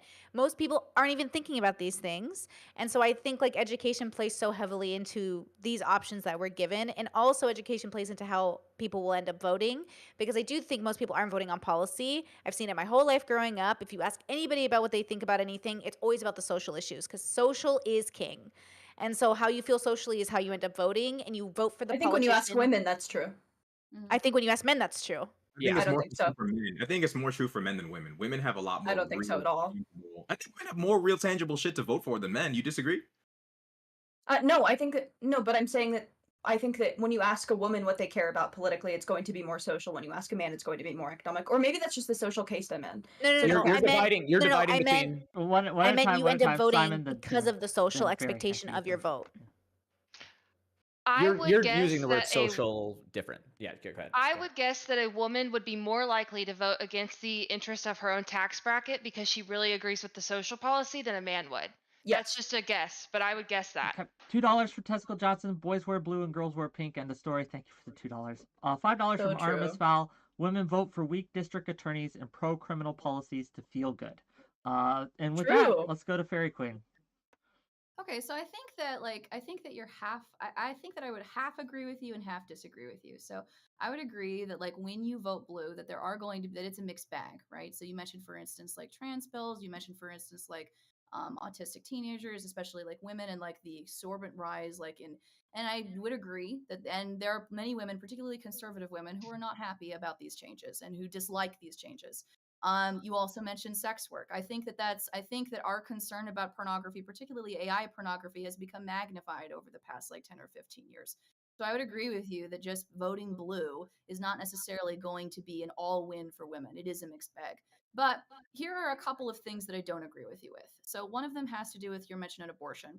It's kind of true when you said that there was an uptick. But I'm looking here at all of these charts that talk about like the rates of abortion, and like from like the minute it was legalized, we see a huge spike that goes like this, and then it goes slowly downward to a trend, and now we're seeing a teeny tiny uptick. Okay, so what that means? From what year? I'm talking about after the pill. Oh, I thought you were talking about abortion. I thought you said Aren't there we were also more just changing? abortions. Isn't this like a whole tangent to a totally different Yeah, discussion? that's Am I it. confused? Yeah. It'll Well, be I fine. just wanted Yeah. to clarify that because I made it because I could have been wrong, but I thought that you were saying that like there are more abortions and like people are getting more abortions now. After the because- pill. Well, We saw an uptick in abortions after the pill became widespread.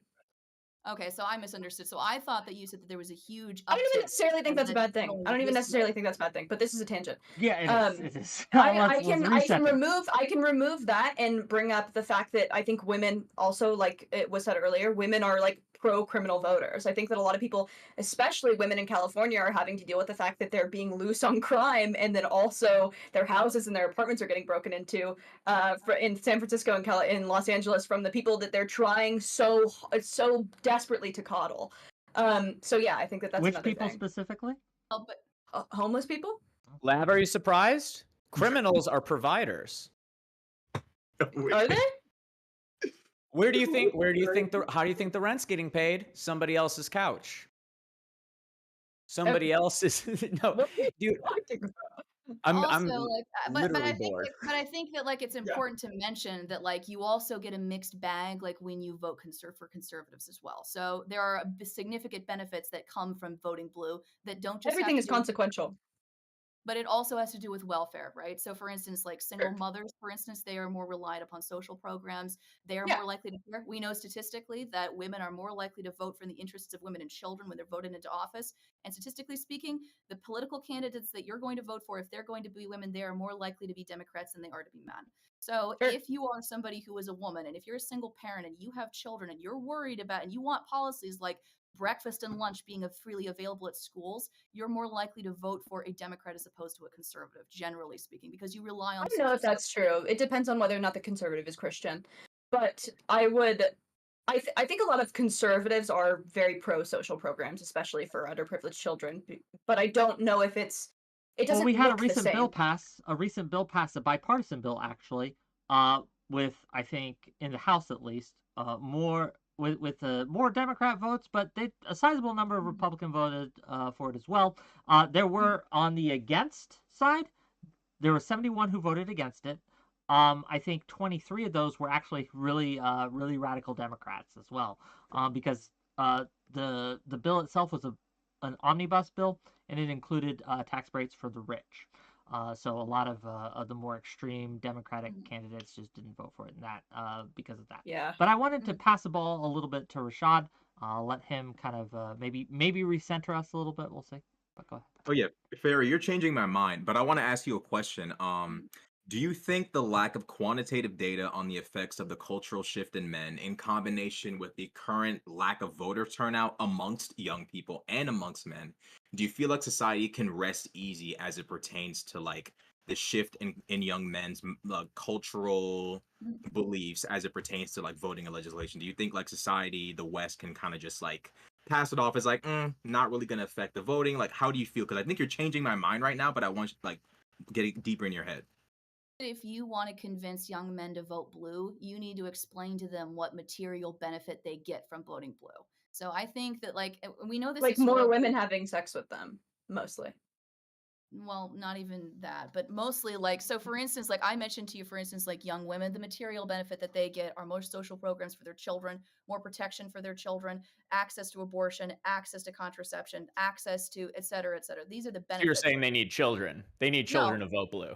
No, I'm saying that they need to understand like what benefit, not necessarily. What are the benefits? Are those what benefits? Are benefits specifically for men? Like specifically for men, as a man, what benefit do you get if you vote Democrat? What is the benefit that you get from that? Because women have a specific. You get to hedonistically, unironically. Like that is the benefit. Can you elaborate on that, Lav, please? Yeah, Lav. All the things that benefit men, like access to women's abortion, so that they don't have to become fathers after having premarital sex or having frivolous sex. Access to pornography, access to sex work, being able to commit crimes with less harsh sentence, like hedonism. If you're a hedonistic male, you would vote Democrat. But yet we see in the data, right? Like in the links I gave you all before the show, right? Less and less. There's a bigger divide, and yes, a lot of it is women being radicalized, right, and going way to the left. but there is some drop off when it comes to men going left as well. So is your argument that hedonism is down? Because I don't see that. I don't see It's not hedonism that. being down. And so if hedonism was a reason to vote blue, you'd think it'd be up, but it just isn't. Well, no, I also think it's access to women. I think a lot of the reason why men are even pretending to be liberal is because of access to women. Because a lot of women are like, oh, I'm not, you're going to say the N-word in front of me? I'm never going to touch you again. Or like, you don't think that, you think that a homeless person should go to jail for breaking into my house? I'm not going to fuck you. Well, here's another explanation too, though. Like, this is something like in Pew Research. So 68% of like voters, of people that voted in 2022, like they were about like, they mostly voted Democrat. So and I think that like if we Democrat meant something different. Well, but you know the old adage, and it's as true as that if you're young, you vote with your heart. If you're older, you vote with your brain, right? Sure. What is it? Like, I can't quite recall like what exactly the quip is. If you're a Republican before 30, you have no heart. If you're a Democrat after 30, you have no brain. Yes, exactly. So it seems to tend to be true that like younger people tend to trend more liberal anyway. And I think that that's historically been the case anyway, that younger people tend to vote more liberal.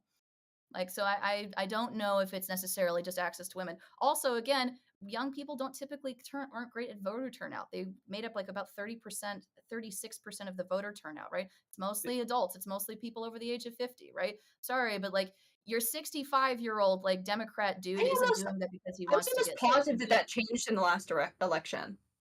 Hmm? I'm almost positive that changed the last election. Turnout went up, but it didn't completely reverse. But also, aren't we just completely dodging the question? We're saying that if men don't vote, the Democrats don't need men because men are just not turning out to the votes. So if women do, and this is what's currently happening, women now run the popular vote. They are the popular vote. So like, the question shouldn't be what can the Democrats do to get men? The question is, and everyone's asking it on the right, is what can the Republicans do to get women back? And they can't come up with anything. Right now, you're going to get like some trans stuff. You're going to get a little bit of abortion stuff, but that requires religion. You're going to get a little bit of anti-rape stuff, but that requires somebody be okay with saying something racially controversial. Like that's the only type of people. You have to already have your one foot in the door of being conservative to become a Republican right now. So if they can't come up with anything, Democrats just win. Well, so the answer, I'm glad that you brought up the answer to that question, Toon. If the question is like how to get women to vote more conservatively, the answer is you really harp on trans stuff. You emphasize like protection of children. You make sure that the people that you're voting for are voting for policies that affect mothers with children and that affect children and that make sure that they don't lose access to welfare programs that they rely on in order to feed their kids. That's an important aspect. I think that's true because conservatives are very pro that. So I'm very. I think one way to get women to vote conservative is by telling them the truth and by not coddling them anymore. Here's another truth. Like for years, like there have been numerous cases of where Democrats have tried to push to raise the legal age of marriage to 18 in multiple states. And historically speaking, when they try to do that, they are often like shot down by conservatives in court. And the reason like why they try to raise the legal age of marriage into 18 is so that young girls, specifically teenagers, aren't groomed and forced into marriages that they don't want to be in. There was a famous case in New York. There was a woman, she was an Orthodox Jew, and she was nearly forced into a marriage at age 16. That's not being spearheaded by the Democrats, however hedonistic you may want to paint them. That's being spearheaded by the fundamentalist religious conservatives who are spearheading that legislation. And women don't want to vote for that either. Women need to know that when they're voting for a Republican into office, that they're voting for somebody who is actually going to protect their interests. And if that person but women's interests change every 10 years because of social contagion. So what the suffragettes were voting for, we are not voting for now as women, right? So like even with that, this is very controversial. A lot of women, it would behoove them to get married younger than to deal with all the things that they're dealing with into their late 20s, early 30s. Why? I'm not saying every woman. I'm not saying every woman. I think, I'm under the impression that a lot less women would be in OnlyFans if they just got married earlier. Well, let me put it to you, but why? Okay, hold on. Pause. Just pause for a minute. So I just want to be clear, and then I want to hear what everyone else thinks. So are you advocating that women get married younger than 18? No. I think that I think that the age of consent should be 21, personally. Okay.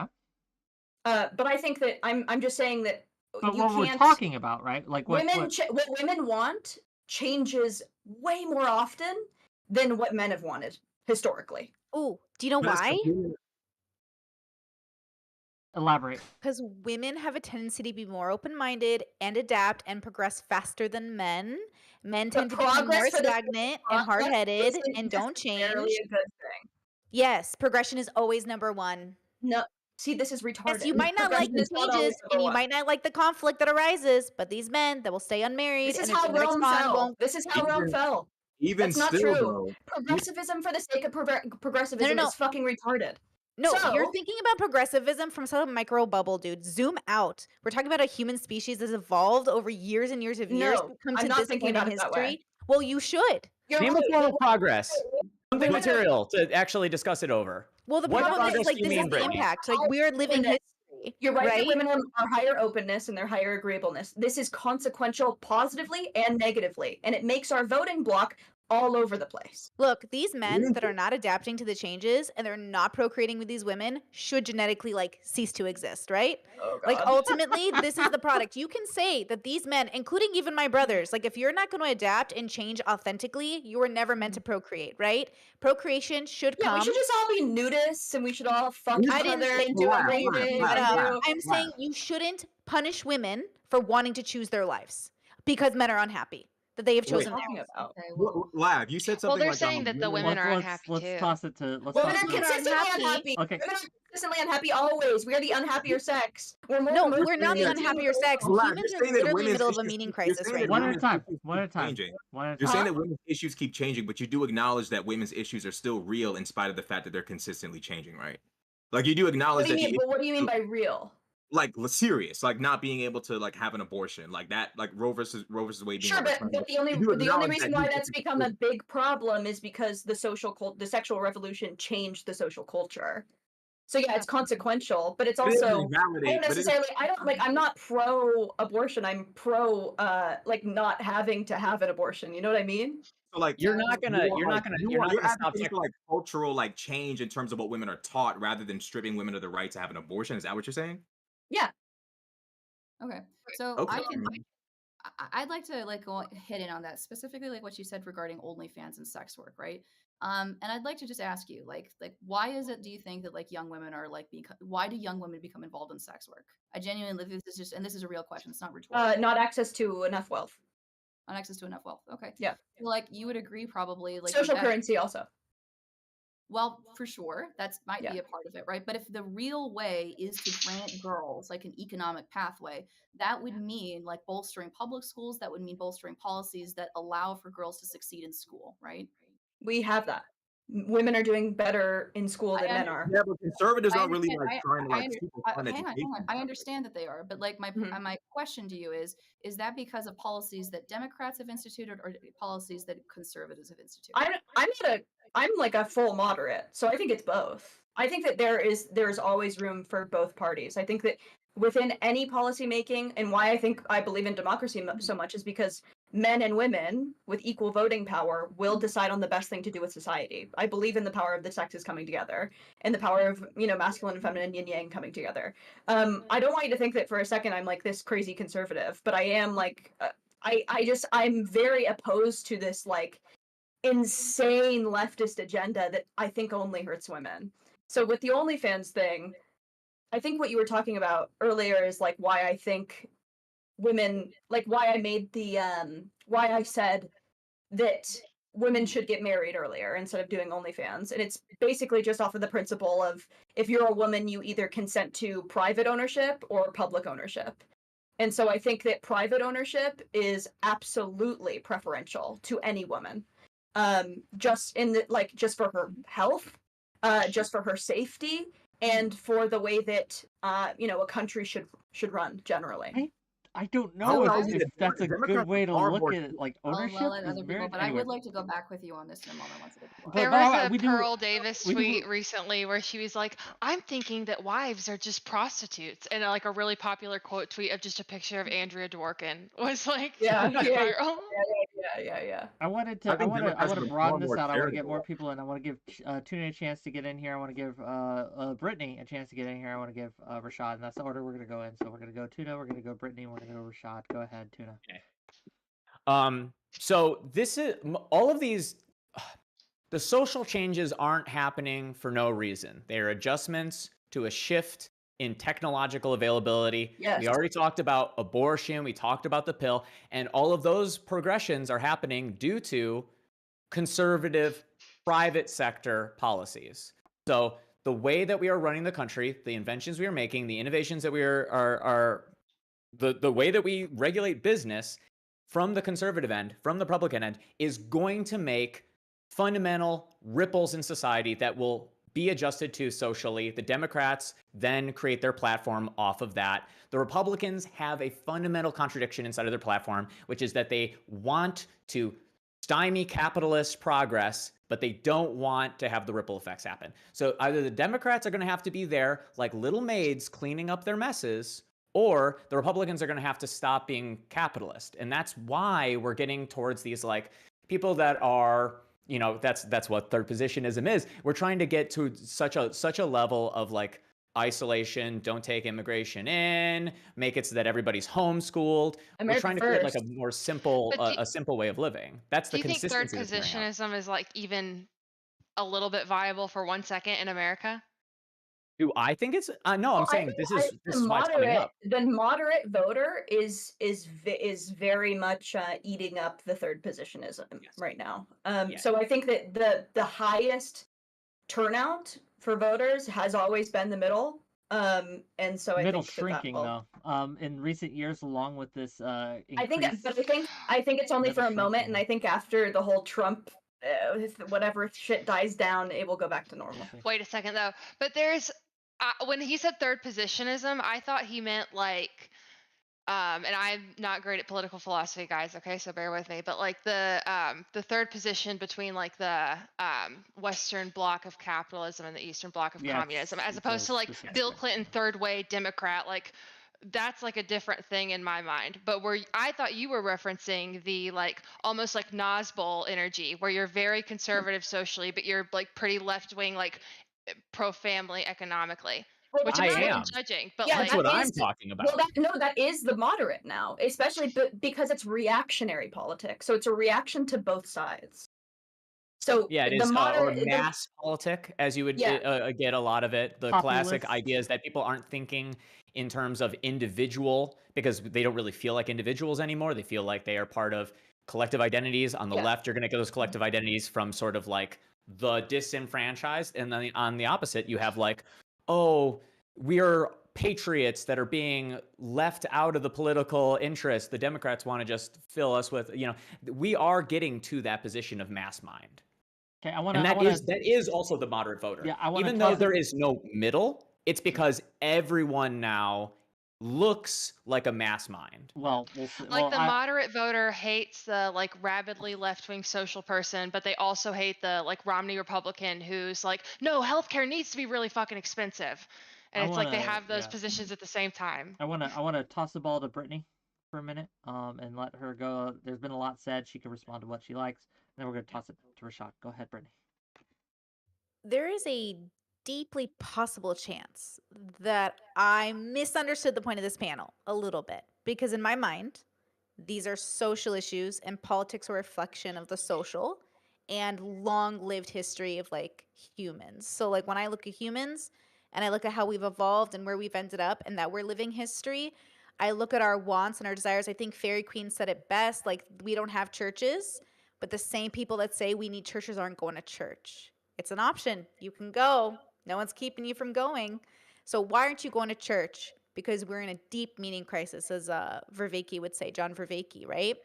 And so when we are in a meaning crisis, it impacts our politics and makes us less compassionate or more compassionate, depending on our needs being met. But we don't know what we actually need, so we don't know how to vote. And then because we don't know how to vote, we vote with whatever feels right or sounds right. And then that is just like the society at large is a reflection of where we are, right? The majority dictates. Well, the majority of the world has decided this is how the world should be, so here we are. And the question is, if we're really moving people in a way, why? And is it serving everybody? Because I hear a lot of people complaining, but they also, when they get things, aren't happy still. So I'll contend that women also aren't happy. But the problem is like, it's not about things. It's about a society that actually is going to work for them, a housing market that works for them, a job market that works for them, a family life that works for them. What does work for and them we're not mean? getting that right now. What does Well, that but- mean? Hold on, if I may interrogate this for a minute. What does that mean works for them? Like a housing market, a job market. I forget the third thing you said. Yeah, it's about, well, this is the complicated part, that whether or not we're not going to acknowledge it or not, but the United States is not a society. It's a collection of societies all working together under a one banner.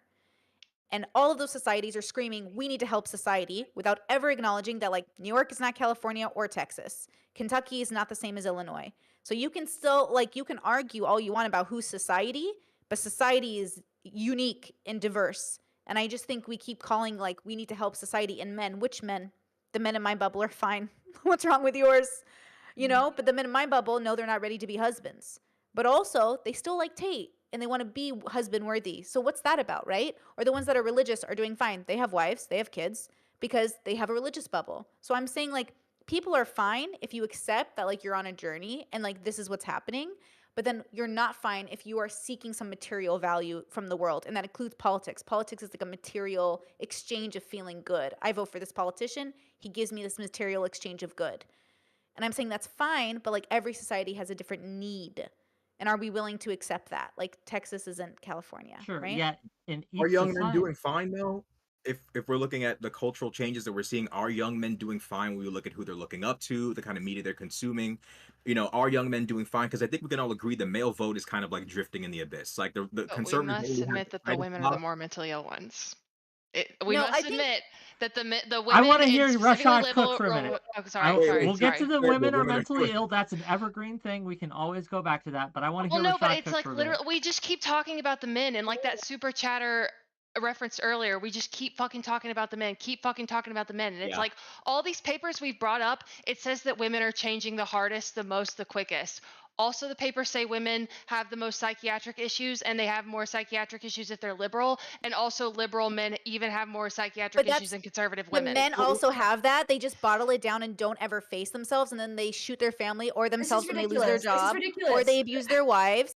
Look, mental health is real, whether you're Oh, Republican or no, a I- Democrat. I was Of talking course it's about real, the but- male vote drifting in the Oh my void. God. Okay, well, we are I like wanna hear the Rashad problem. too. The problem we are having is we want to have 6 different conversations about this At the same topic and damn take it in time. 6 different directions, which is fine. But let's try. I'm gonna try to take this one at a time. Let's finish Rashad's point, and then we'll get to the mental illness, and then we'll get to the ridiculousness. Okay, that's Yeah, I what want we're to doing. talk about mental illness too, but I was saying before we started talking about crazy folks is, can we agree that the young male vote is like drifting in the vote? Like conservatives don't have them tight, liberals don't necessarily have them either. They're kind of like drifting and inactive politically. I want to understand, because I want to bring it back to what we were talking about originally. What do you guys do? We just leave the male vote where it is? Is there any desire or impetus to? Okay, he says, "Fuck yeah." Do we bring them toward us, or do we kind of just leave them where they are? Because I would say ideologically, we kind of see what's happening within the young male Gen Z as a Gen Zer. I can see what's going on. I can see like where my demographic is culturally. Do we want to like? Are we basically going to say they're never going to turn out in any substantial numbers, so let's just leave think- whatever's I going think- on? I think this speaks to what Brittany was saying earlier, that we live in like kind of a purposeless society. And I think that men specifically with their own psychiatric evolutionary needs need purpose more than women do, because I think that women are more connected to a biological purpose, at least through our wombs, in a way that men just aren't. So I think that I think a huge part of why men are like directionless is because of like just the throwing away of Christian secularism. So I think that men need to like I think part of why they love Andrew Tate is because men have this like need to be soldiers. Like they're like workhorses. I say this a lot as a joke, but it is true. I disagree. What do you I disagree gotta push about? away. disagree. The martyr myth as this aesthetic thing to aspire to Excuse is me, I'm talking created to by Rashad. empire. I'm It's talking to not Rashad. something that's innate in the body. White That's a man speaking that's over Black it's a faces part of on the the state. first day of Black History Month, Tuna. That's crazy. Yeah, I'm gonna. You know what I'm gonna do? I'm gonna That's talk crazy. over Okay, the okay, okay. blackest person on the panel, Lavloon. Fucking shut the fuck up. Jesus Christ. the idea of sending men to war and this idea that men fantasize about dying for their wife and child, that's an empire-born thing. It's not in the ego psyche. No, I I'm don't not think. talking about this. I'm talking about they need purpose. They need to be kept busy. I don't I think. don't think it's like they need to be put to fucking war. That's like a stupid. But I think that they do need to be kept busy in a way that women do not need to be. There's such thing as male genius and male madness that women seem to not show. And women are high in neuroticism, Well, but it doesn't have as. what's the difference between women madness and male Hold on, madness? I I'm wanna curious. Women wanna push cry back and on go to your a psych reasoning, ward, though, men for why shoot up men a are school. Exactly. wanna Male push back, violence though? and male madness is more consequential for society. I want to push back on your reasoning for men fucking with Andrew Tate. Like, I think a much more statistically and quantitatively more accurate explanation would probably be like men's lack of success romantically and socially. It's probably a bigger motivation for fucking with Tate than wanting to be a soldier. Another reason. Hold on, as someone who went to go be a soldier at one point, didn't work out, but it is what it is. I was surrounded by a bunch of young Glad you kids. didn't die, King. Appreciate it, thank you. You know, I was surrounded by a bunch of other young 18-year-olds. Happy February. Okay, I'll take it off. I'm cool with it. Pause. Anyways, I think a lot. As someone who's been around a whole bunch of young men who all signed up to kill, like we all went infantry, like 2018, 2019. I don't think that any of the young men there were like oozing this just strong desire to just be soldiers. So even amongst the ones who I'm not saying soldiers. I'm not saying soldiers in the sense of war. Let me at least go back and clarify. Hold on. Okay, but if you're going off on a tangent of something, I don't mean I want to save you the time. Let me get my shit off. I'm saying that even amongst the young men who probably are more inclined to want to commit acts of violence, even if it's legally, you know, allowed, like being in the military, even those young men weren't too wild and ready to go. So what I'm saying is amongst normal young men, I think their desire is not rooted in a desire to be like super duper tough or super duper goonish. I don't think so either. I think what they want is to simply be successful with women, and I think there's three things that they want. There's three things that they want. Okay. Let me hold on. People might push back on what I'm about to say, but I think that young men's main appeal to Andrew Tate, besides the Bugattis and the fitness and all that bullshit, is the advice on how to get women. No. And I think that he's the only 100%. There's three things. Can I say them? Okay, talk your shit. One is camaraderie with brothers. So it's brotherhood, because men thrive off of camaraderie with their brothers. Another one is keeping busy, just having your mind occupied. And the third one is access to women, of course. So that's what I mean by soldier, because not being a soldier is not just killing, right? It's keeping your mind busy, also camaraderie with brothers, and then also when you come home, you get your pick of the litter, right? You are now a man with purpose. You are now a man who has more job opportunity because you're a veteran in a lot of cases, or at least this was the case after World War II, or World War I especially. And so that's what I mean, is that men need to be more occupied. And what we see is that even though men have jobs, they are severely underemployed. They have too much time on their hands. They don't have as many hobbies. There's not as much brotherhood. Men have less friends than ever before. Now men are working from home in Horde, so they have less camaraderie at the workplace. Also, we have mass immigration, so there's a lot of jobs that are being taken that primarily American men would have taken that are now being given to people who are not from here. Okay. So there are multiple issues. I'm not just saying like men want to kill. Sure. I wanna. Okay, I'm gonna throw a flag on the play here, because I think that we're. This is one of the more difficult ones to wrangle here. I'm going to confess that. I would argue we're kind of where we need to be with this discussion. We're getting into like the cultural, I would say so. We're kind of like getting into we got into the political and analytical weeds of it, but now we're getting into the more meta. Go, do you think so? Go for it, brother. Okay, well, far be it from me. Microaggression. Yeah, put that on the shelf, motherfucker. Look, okay, we're talking about brotherhood. And as a fellow veteran, okay, that's what I mean by brother. Wick is an official brother on the first day. A veteran of the streets? Is that what you're trying to say right now, Wick? No, he was in the military, apparently. We're brothers. Yeah. I know. Keep going. I don't think... do we think that men are underemployed? Yeah. Are they not? What is underemployed? I mean, they don't have a challenging enough job. Okay, so you think that they're not being challenged enough in their jobs? Yeah. Sure, maybe, but doesn't that have to do with just like we have fewer jobs like in the fewer complicated jobs now than ever, and more like Because of manual labor now than ever? because of technological progress. Yeah, I think that that's certainly a case, which is why I think that we've talked about this before, me and you, is why technological progressivism will be very consequential to men, especially. Yeah, but yeah. the way that pans out and the frustrations, they tend to just make it so that men like find something in their personal creative sphere, something that they do individually that like keeps them distracted. Is that actually bad? Hobbies, like I said, hobbies, but men aren't taking hobbies anymore. There's less brotherhood than ever before. Okay. I don't know if I buy that. Okay, I think I that men wanna- feel. okay, Men report being I'm recentric. so lonely. Like, I don't know what you That's mean. not. You don't get We it. have hobbies. Let Wick get in. Let Wick I'm get in. recentering. Yeah, go this, ahead, go ahead, Okay, I think Wick, we are please. going down a rabbit hole that might not be productive. So I want to address what Allison says, right? Because Allison made a very, very good point when she said that the data shows, right, men moving, they're still moving, right, but the movement is far, far less than women. Women are spiking when it comes to their radicalization, to going more and more extreme, right? Yes, They're social contagion. spiking, right? And I don't. Is that it? Is that simply it? It's just social contagion? Women are so predisposed to fall for social contagion that it should be genuinely, there should be legislation against it. I think so.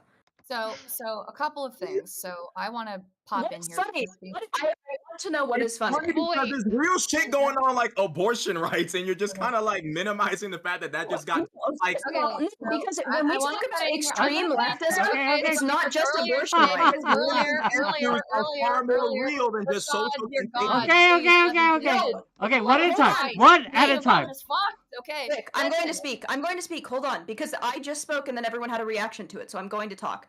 When we talk about extreme leftism and why women are going up to a crazy level, we're not talking about the moderate decision or like the moderate democratic decision to legalize abortion, to legalize birth control. We're thinking about the crazy postmodernist shit that is social contagion, and that's fucking it. So it's not, when you think, it's not like, oh, there's crazy stuff on the table. Yes, it has always been the case that there are moderate voters. The why on why now people are not just wanting access to abortion, but like 60 other things is social contagion, and also what social media is doing to our fucking brains. Okay. Fire Queen, go ahead. Okay, so a couple of things. So I would agree with what you and what Allison said, that it is true that like rates of mental health, like especially in how it's affecting women, are extremely poor and have clearly like women's mental health are suffering. Like we can find numerous examples of this. One of the examples is like not merely that women are self-reporting like higher rates of depression and anxiety, but they're more likely to be admitted into hospital, to be hospitalized for attempted suicide. Like that's one of the clearest examples and clearest signs of that, right? But I'm not sure, like, there's sort of a weird thing that we're doing when we're saying, first of all, that the population of people that is suffering, like, from mental health is also, like, becoming, therefore, more and more liberal. Is it because there's, like, I'm not really sure, like, how these lines connect, right? Are you saying that, like, women, like, tend to be more liberal because of the fact they tend to suffer more from mental illnesses, or are you saying, or is it the reverse of that, that women who tend to be more liberal are simply more likely to be mentally ill? Are you just stating a correlation? Or are you trying to like, what connective tissue exists between these two dots is what I'm asking. Well, it's extremism. Not So you, Lav, the other it's white both woman. ways. Just kidding. Just like the other one. I want to hear from her. There's a paper called The Politics of Depression, Diverging Trends and Internalizing Symptoms Among U.S. Adolescents by Political Beliefs. And they basically said of internalizing symptoms of people acting depressed and neurotic and just like generally unwell, liberal women are killing it. Okay, they are just killing it in terms of mental instability. They are so good at being mentally ill. And then behind them are liberal men, and then behind them are conservative women, and then holding down the fort, most mentally stable are conservative men. There is like a lefty sympathetic argument that says, well, the liberals are more likely to seek out mental health care. They're more likely to be in touch with their emotions. They're more likely to know that they're mentally unwell. Right wingers are more likely to like silently like sit there and marinate in their own mental illness and then like fucking snap and do some crazy shit. So, I mean, Well, speaking of don't crazy know. shit, you guys hear about the guy who cut off his father's head, went on a rant, put it on YouTube? That is mental health. That is Yeah. a mental health crisis. Anyway, carry on, Allison. A guy Allison, has a can I put hobby this and paper everybody in the freaks chat? the fuck Yeah. out. Thank you. Allison, I have a question like that. So I've seen some statistics regarding like differences between conservatives and between liberals. And one of them is the conservatives tend to be taller. They tend to be physically more attractive. They tend to be more likely to go to the gym. All of those things also tend to be true. I am not sure, but I would just ask you, is there any data to suggest that if you tend to be a liberal woman, that you're more likely to have experienced assault or more likely to have experienced some form of violence in your life? I think I have seen one. I would bet that that's true. I don't know if there's like papers to suggest that it's true or not, but I personally know a lot of women who like had like sexually traumatic experiences or like sexually negative experiences, and then they were kind of like really radicalized by that. They like really projected their own personal life onto like national politics. Like I know people who watch the Kavanaugh hearings through and through. That was a 5-hour proceeding. They watched it from the start and they watch it again, and every time a Republican tweeted about how like she's a lying whore, how could you not remember every single detail of their rape, they were like going fucking crazy. Like I know specifically from college like many female friends who like probably were pushed further left by like their own sexually traumatic experiences and like seeing which I'm also from the South. Okay. So like there were like a lot of right-wing posts on all of our social media pages about, yes, from the South, about like just like right-wing sympathetic positions. And even if you are yourself right-wing sympathetic, like there were some really insensitive posts from right-wingers about sexual violence that I think like really turned a lot of women away. And there will be conservative men who are like, this is just women like voting based on their emotions because they're chaotic. Like, why are you projecting your own fucking baggage onto national politics? That's unhealthy. Well, that's that, but specifically, that is what I wanted to narrow in on, right? And that's why I wanted to ask specifically about trauma, specifically about like violent instances that may have happened to you. Because when we're saying like the way, unfortunately, like when you say, and it is true that like liberal women are more likely to suffer from mental illnesses, what that makes it sound like to the average person listening is the reason like why if you are a woman and if you're liberal, it's because of the fact that you suffer from a mental illness or because you're, which is the danger of saying that. What I want to say, and the point of view That also. pointing that out, is that it might be the case that if you are a liberal woman and if you are voting for these more liberal policies, it might be because you think that those liberal policies might address something that has happened to you, systemic problems that you have faced and aspects of discrimination that you've faced in your life. That might be the reason like why you're more likely to vote. I want to discuss that, but I'm also curious because I have heard the argument that the left courts mental illness in a way that the right does not. Like the left encourages you to identify with your mental illness. Like it's not that you just have ADHD or it's not that you just have autism. You're autistic, right? And I'm sympathetic to that argument, but I want to hear pros and cons because I'm not sold on it.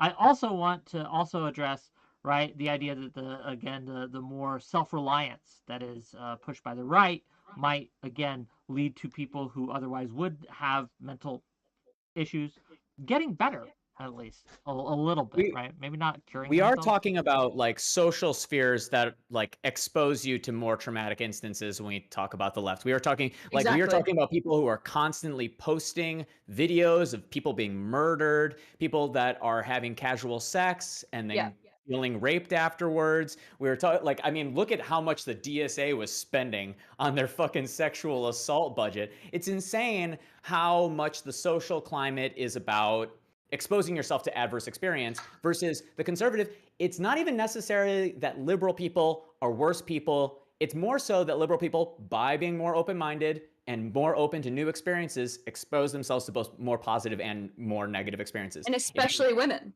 Yeah, especially women. It's women really important as a woman. To lose. It's important as a liberal woman to be like a sort of cosmopolitan culturally in all ways that you can. I care about nuclear arms. I know a woman who every night, it might not be true anymore, it's an ex, every night woke up from a nightmare about nuclear war. And she lives in like probably one of the safest places from nuclear war of all time. We're not talking about someone living in Afghanistan.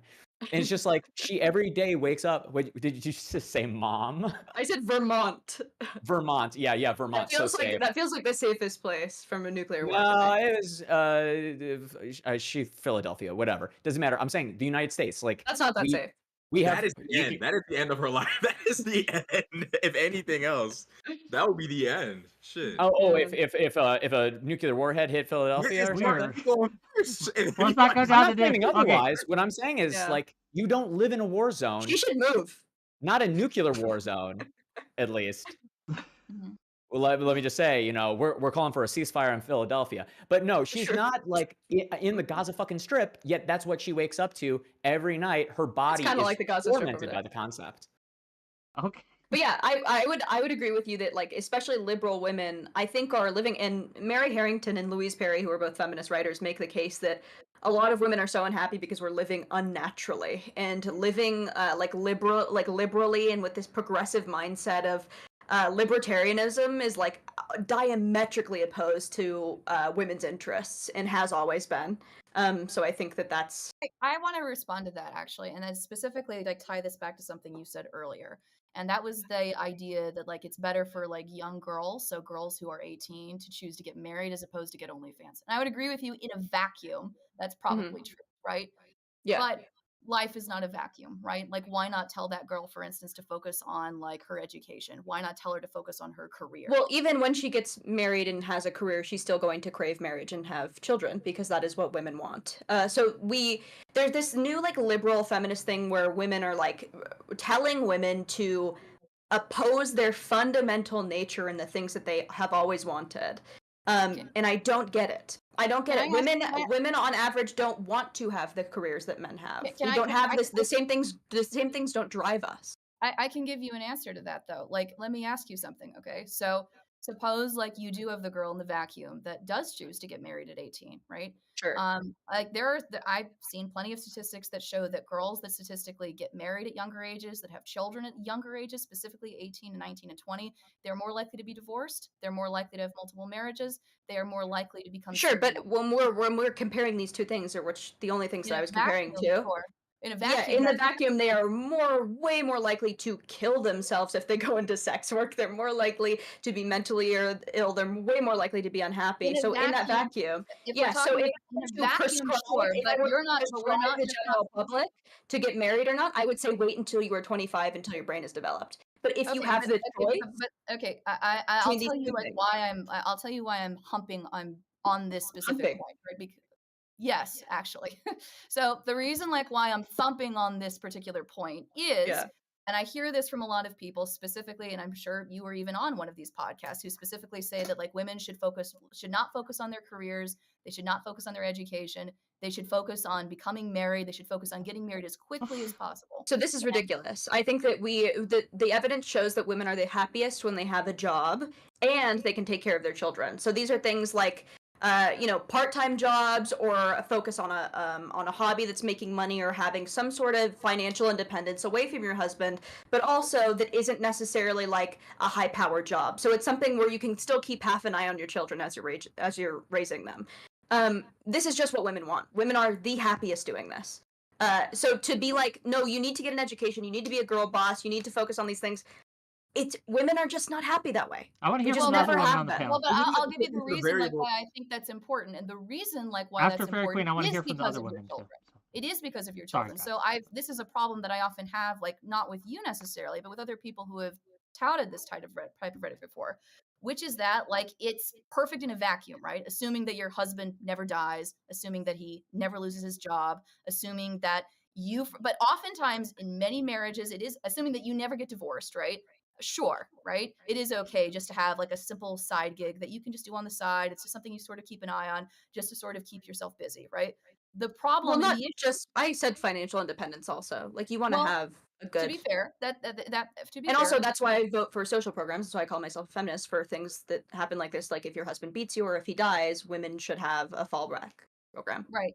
But that is like specifically the problem that I have often like with many people who are conservative, who tilt conservative and who advocate for women to get married at younger ages and to not focus on their education or their career. It sets you up to I would agree. Don't get married until you're 25. I want to. Well, it's not Yeah, finish your point, but then I want to hear from Brittany on this specific thing. Like, do women just want to get married? Is that the thing, right? And Wait, hold on. I didn't say that women want to pair bond with one person. Women crave monogamy. They also crave children. They want Sure. children, and they also want jobs. It's not just it's jobs, just not monogamy, one children. thing. I'm curious what Allison and Yes. Brittany have to say on those. But finish your point, Fairy Queen, and then I want to hear if that's what Allison and Brittany. I wanted to, this is, and I don't think that 𝕬𝖎 is necessarily saying this, but I have heard people who tilt more conservative who are saying that the left is ruining women, right? And I feel frustrated by that because oftentimes I think that many of these conservative men in particular are really asking like women to prioritize their sex lives with them over the well-being and preservation of their children. They care more about you playing the submissive little trad wife that doesn't work and dresses up and walks around, as opposed to making sure that your kids have their college tuition like funded, making sure that you have something stuck away for a rainy day. When you as a woman do not prioritize your education, you don't prioritize your career, you do nothing like that, and you do choose to just get married quick and you do whatever it is your husband has to say, and you choose not to take any sort of dominance within that marriage, you are not just screwing over yourself, you are screwing over your children and throwing them under the bus. In order for you to be a good mother, you have to be an empowered mother. And that means that you do have to focus on your career and developing and focusing on your education. Okay, to Brittany and then to Allison. And then I know we're reaching that time. I want to give everyone an option to leave, but I know we have callers, and if people want to stay, we'll probably go for a little bit longer. But I want to hear from Brittany, Allison, and then we'll get to closings. Go ahead. So I don't believe like any group is a monolith. I think humans are diverse and unique, and I think we can generalize, but I think that does a great disservice to caring for people's needs, and I think a lot of people will get neglected with that method. So as things change, people will have different needs and wants. And so I think holding on to this idea that there will never be a different need or want, even through the evolutionary process of like women creating new babies, I think is sort of neglecting sort of like social changes or a reflection of so much more than just what you're watching on TV, especially when they're happening to mass groups of people. And so for me, I'm not sure that I could say like women want babies. I could say some women want babies, and that's great. You should do that. But you should also do it with somebody who loves you, and you should do it with somebody that you're committed to, and you should do it with somebody who isn't going to abuse you or your offspring. And that is much harder to come by than we're led to believe. And I think that's the dilemma a lot of women are facing. So it is better, obviously, to be single and not procreate. Same with men. It is better that men are not choosing women who will cheat on them, or women who will leave them, or women that will abuse their finances or anything like that as well. So I personally struggle with this question because I just can't downgrade humans down to this generalization, but I appreciate that input from people, as they've always used that as a way to help society, and I don't really see it helping. So if you want to keep it up, go ahead. Allison. Yeah, I mean, like, just on the 𝕬𝖎 / what's her name, Mary Harrington, Feminism Against Progress. Okay, I have that book. So I'm sympathetic to what they say. I also think they veer a little too hard sometimes into like, I mean, they don't outright say this, but sometimes they basically outright say like, it would be better to be in like a loveless, like boring ass fucking marriage to be alone, like than to be alone. Like basically settle women. Like you really would rather be in like a boring ass fucking like kind of troublesome marriage than you would to like be by yourself. And honestly, like, I don't know, because for me, I'm like, oh, that sounds terrible. But then I'm like, but I'm working off the assumption that like a good marriage is an option, right? Like maybe if I knew that a good marriage wasn't an option, like, I don't know. I like to think that I would like prefer to be alone, but I like might not. I like might wish to like be kind of mildly annoyed with somebody, but still just to have them. I don't know. I like don't know if that's true or not. Like, I think a lot of people do settle. I do. I think a lot of people choose that option. Yeah. Yeah. And I like. It's hard to do life alone. Yeah. Well, especially if you don't have family or aunties or uncles. Like I'm really blessed that way, right? I come from a Iraqi background. Everyone has family, right? I got like 80 first cousins, so I'm really lucky. But not everybody has that, and so I wonder, like, you know, is that going into it as well? Are we paying attention to people of color and how they're often religious and they are procreating at a faster rate? So maybe white people need to figure out their family priorities. Well, this is why we're going to have Be AI bad for companions women. in the future, and we can be not alone but alone at the same time. Gang, I want to respect everyone's So, time. hold on. Mm. The idea that it's settling to have a partner that you're comfortable with, rather than, especially into your 70s and 80s, rather than having like crazy like sex relationship with, is Whoa, this new? who said It's that? like this. Well, it's this Who new. said that? We're talking about values, girl. Settling means no, you're it's the settling on way- values. It's the way that. No, that's not the way that Allison framed it. But the Oh, way that you are. wasn't No, She said mildly Well, didn't Allison's really here. We can just right now. ask her. I mean, that's a thing we could do. Yeah, I just meant like somebody this is not your optimal partner. If you had it your way, you would date somebody with like notably different qualities. But they're So- willing to date you. But They're yeah, here. a they're relationship down. ultimately is a choice. There is this new, like, especially after Disney, princesses, that your life is going to look in a certain way, and it's almost never the case. Sometimes, and I don't know if you've been around a lot of old couples, they're very grumpy with each other, but there is still that love, that partnership, that devotion to each other that comes after you choose each other every day for 50 plus years. And it doesn't look the same as meeting someone and falling in love and constantly having sex and doing whatever. It just starts to look different. Yeah, I don't know why you're bringing sex into it. I feel like settling is about values ultimately, right? Like, if you love someone, you don't care if you can have sex with them for the rest of their life. It's about companionship and Yes, loving but that person. I was correlating sex to passion and correlating passion to excitement. So This is kind of an age-old problem with relationships in general, but that's almost another topic. And again, we're not ending the stream, but I do want to give a chance to everyone to close out, sell themselves, or promote themselves. Let's be clear. And if they need to go, they need to go. We have some callers and bring in. That's fine. Gang. It has been great. If you've liked this content, hit that like button, hit that subscribe button. If you're watching this on YouTube, if you're watching this on Twitch or on Kick, hit that follow button. Always helps, always supports me. Tomorrow's stream is going to be very early. It's going to be 2 p.m. Eastern. And we're going to have No Opinion and Destiny.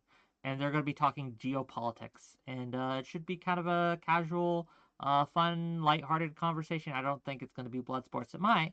But tune in for that. Should be something. you guys still beating the Israel dead horse? Oh, always, right? It's a very popular You guys are topic. gonna find a way to stop it. Look, You guys are gonna find a way. Okay.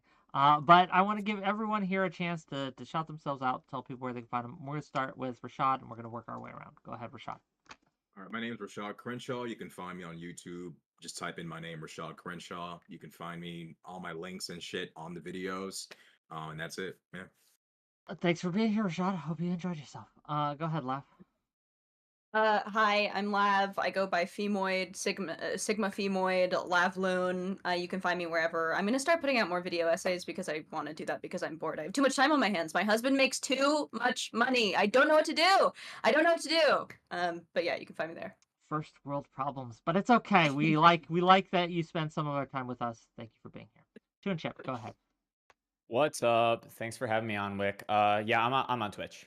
Just follow me on Twitch. Follow me on fucking YouTube. That's it. Tuna What's Chip your TV. name? What's my Tuna Chip? Tuna Or- Chip. My audience really likes you, so they're like, "Who is this guy with Oh, the well, glasses?" Get him over here. Tuna Chip, guys. Tuna Chip. You Check need him a out. haircut. Food You need a items. haircut bad. Ooh. I know. Don't even get me fucking started. Don't trust your girlfriend to fulfill the promise of cutting your hair. That was- Not in 2024. I've been cutting Connor's hair for 5 years straight. That would be an So- interesting segment. wife. There's a Lav difference. rates your drip, right? We have Lav on, then the men in my audience come in and Lav just basically tells them what's wrong with them. That would be fun. We might do that one time. Fairy Queen though, go ahead. Hey guys. Thank you so much for listening to me tonight. You can find me at Fairy Queen's Cottage on YouTube. And you can also find me at Fairy_Queen on Twitter. I've just dropped my YouTube in the Twitch chat, and I'll drop my Twitter there too. Thank you so much. No, go check her out, gang. She's great. Brittany Simon, go ahead. Brittany Simon on YouTube. Rashad, I really wanted to hear more from you. Actually, would be interested in collabing if you're open to it. I think we could have some good discussions. Yeah, of course, anytime. Cool. Building bridges, making connections. We love to see it. Cross-pollination. It works. Thank you for being here, Brittany. Really appreciate you. And last but certainly not least, someone who is very excited to be here until she actually got here, and then I'm not sure she's so excited. But go ahead, Allison. No, I've had fun. Yeah, I don't stream. I'm just a random person here right now. So Well, thank you It's for been being here, nice. Allison. Like I said, if you need to go, I understand.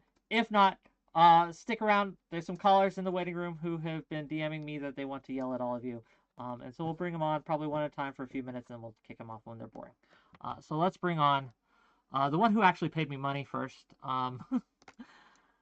𝕵𝖎𝖎, you are live. What do you got? Shouldn't you brought on the person that Like actually? I said, you paid me money need- first, and so I don't look. I'm gonna prioritize money. Okay. Today. So here's how we're doing it. That's fine. So everybody, the left should listen to everybody but Lav.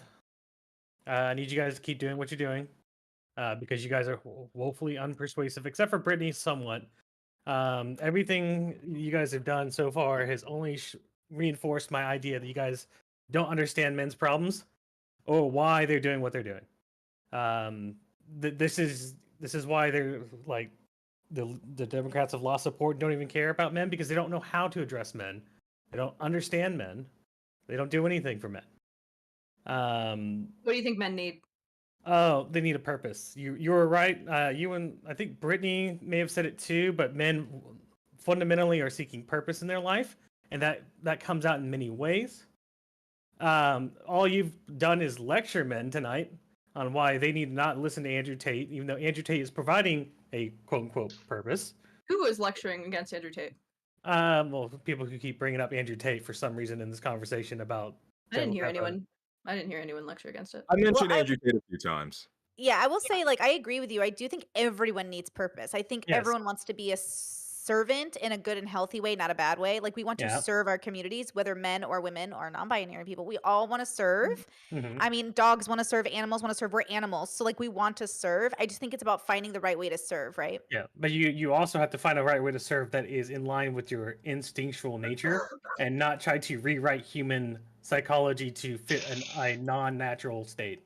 I don't know Yes. if I believe that, because True. I think everything we do is nature, because we are nature. It's like the butterfly only does what is within nature, so as do humans do only what is within their I'm gonna nature. go look back at the Soviet Union and how they tried to change the way people behave, and then that did not work out.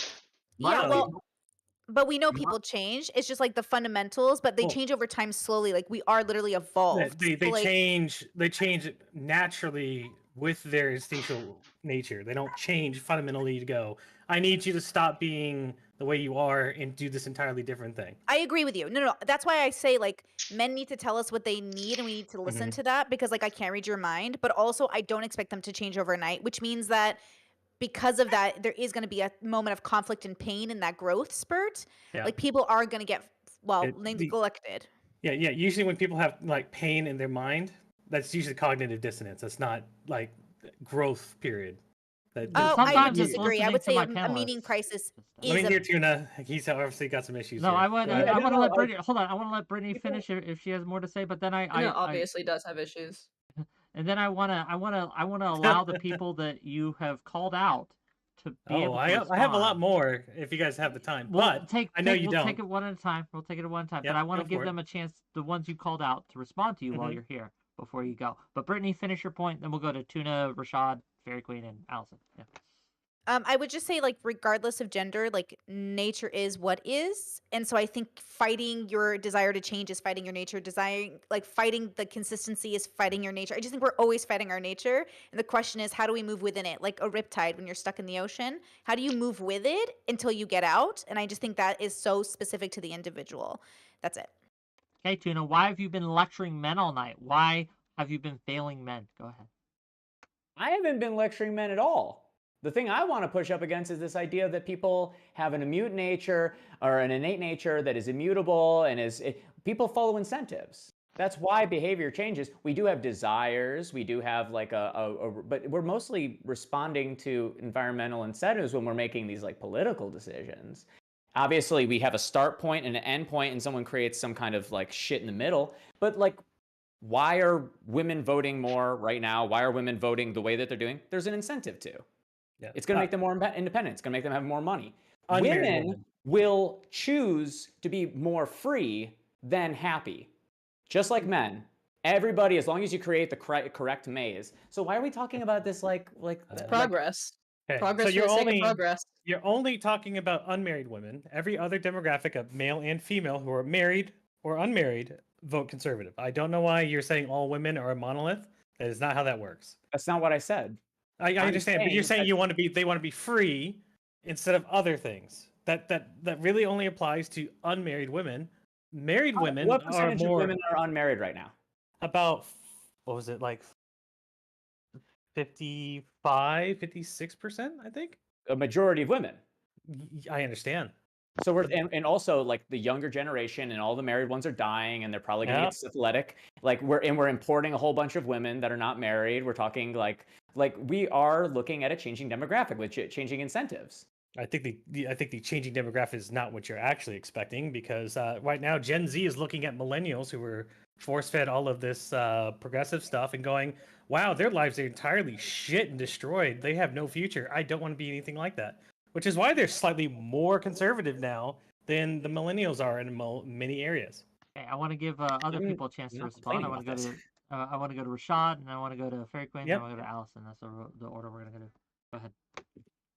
Yeah, my only issue with this conversation we've had is that the conclusion we kind of came to as it pertains to the literal topic, because I know we went to all different types of Yep. planets, galaxies, and shit. My main issue is the fact that we kind of came away from the conversation saying, yeah, the male vote's kind of like in the abyss, and fuck it, who cares? Like, it is what it is. And I think that at least from an empathetic or maybe moral perspective, I do No, think we that give them as something to believe women- in. Well, here's the thing, is that, yeah, that's what I'm saying, but the problem is young men are making it really obvious. Here are our current issues, and here are the people that are addressing it, and I think that we are kind of basically saying on this panel is that, well, the young men aren't really turning out in the polls, so what's going on in their heads really isn't that big of a deal as of right now. And I think that that's not necessarily the right way to look at it. Actually, I think that's a horrible way to look at it. Fuck that. And I want to push back on that, because I feel like we should be trying to get in these guys' heads, because I consumed red pill content in like 2019 when it was like normal. I was like, okay, advice on how to get women, the end. Then 2021, 2022 rolls around, and it goes far deeper than just advice on women. It goes into conspiracy theory and genuine political opinions that are getting into the minds of young men. So what I'm saying is, I think the conclusion we came to in this conversation was kind of fucked, in the sense of saying like, well, they're not at the polls, so fuck it. I don't know if that's the right way to look at it. Fairy Queen. That's exactly what I said. What I said is, if you want to bring those men, like this demographic of men, again, as I mentioned before, which is more likely to be middle class or lower middle class men, because these are honestly the types of men who are going to have enough times on their hands to be at home for long extended periods of times to be able to do what you've just mentioned, right? This particular group of men, you have to offer them a material thing from the Democratic Party in order to get them to the booth, right? I know we're talking about like a sense of purpose. Materialize that for me. What does that mean, right? Does that mean family? Does that mean marriage? What is it? And if you are saying that that's what it is, okay, what's a policy that the Democratic Party can actually institute to push that, right? My argument is we can't even offer that, though. Like what are we gonna? You have to think I would argue that we can't, because We can make marriage way more incentivized. We can make it way more incentivized. Young women are kind of showing with their choices. Like, look, like we don't find a lot of these guys that attractive. Like at least half of them, we're not really fucking with them. And the young men are kind of saying like, look, we're struggling with dating. Here are the things we give a fuck about. I don't think that the left should try to like appeal to marriage. I mean, we can promote it, but like, what more can we do? Like, we're not going to curtail women's freedom for the sake of like, that's not what we want to do. So what I'm saying is, the clear battlefield right now. Take away the pill. We take away the pill. I don't think we should be doing any wild shit like. We can't take away the pill. Like, I'm guess just kidding. what? That was Now a you're joke. drug dealers selling the pill. Yeah, like, it's not hard. You're not. Okay. Hold on. You can just natural family plan. It's not like you need the pill to not be able to. But we're talking about offering young men tangibles, and I don't think that as it pertains to like, I guess like we can put more funding into education. We can probably like We do that. Fund programs to encourage young men to go get, to become more educated. But I think the battlefield for young men's political incentives right now is more cultural than anything. I mean, what hard reason do young men really have to go to the voting booths right now? I don't see it. I don't think young men, even if there was one, well, I don't think young men see it. I think young men are mostly concerned about like cultural shit right now than anything legislative. Okay. If they don't want to go to the polls, then they don't matter. No, they don't want to go to polls for the I don't know Democratic if Party. If they don't want to go to polls, long term, there's no reason to I think advocate for them. every man needs to stop ingesting microplastics, get their testosterone checked. Wait, I have a question for Artemis. Enforce military conscription. Take some. Artemis, what's Mhm. your answer to that? Why men aren't going to the polls? Well, the reason that young men, like much young people, don't really go to the polls as much as everybody else does. But another thing is that young men don't have the time. I know somebody else said it. They're usually working more than 40 hours a week, especially the very young people who don't have the. I'm gonna have to steal the socialist in here's argument here that they just don't have the capital to spend time learning all that shit. But the issue is that men don't actually care about anything outside of their town, their city, their regional area, because most people, 90% of the people, don't actually leave their states for their entire lives. So the people that are worried about these other like areas are the people who got like Tinder that are scanning fucking 200 miles away looking at other people. I'm sorry, Like they're- I can't. That can't possibly be the reason. So a couple of things. So the reason why that's not the reason is because like women vote more than men just generally across decades since They the also 60s. use more hospital services Yep. than men. They also use more welfare. Yes, Of because course they're men going to do that. checked, bro. Men neglect themselves naturally. Apparently, Well, hold on. Men just because not they don't neglect. use their They just don't service need doesn't mean that. The women. no, but men both literally, different. like, if we're gonna generalize, especially Yeah. old conservative men, No, we they don't. struggle to go to the doctor. They Wait, I struggle thought we to don't take care of generalize. I themselves. thought everything was individualistic. It is, but in this conversation, Lav, I'm trying It's to join the whenever bubble. it's Okay. useful. Oh, Yes. well, the bubble doesn't even matter. So the issue is that young Because men here- are not using these welfare services because they're a lot faster at recovering from things. So, like women will often go to the emergency room for colds, stuff like that, to get checked out. Young men don't normally do that. As a person who is in the military, the amount of women soldiers going to the fucking sick call is astronomical compared to Women, men. literally, they've you're done like- modern studies on this. I have 4 military brothers, but like they've That's done major nice. studies on this. Like, okay, That's I'm nice. just sharing, bro. Jeez, bro. The Finish issue it. is Hold that on, a hold lot on, of hold on. Finish your point. before we do Artemis, that. Artemis, like you're kind of making my point for me, What? right? Like the reason like why like women and this is not just Mhm. it's not just because of Tinder, and we know that because of even the statistics that I can show you like of women voting as opposed to men. It's not because of new things that have happened recently.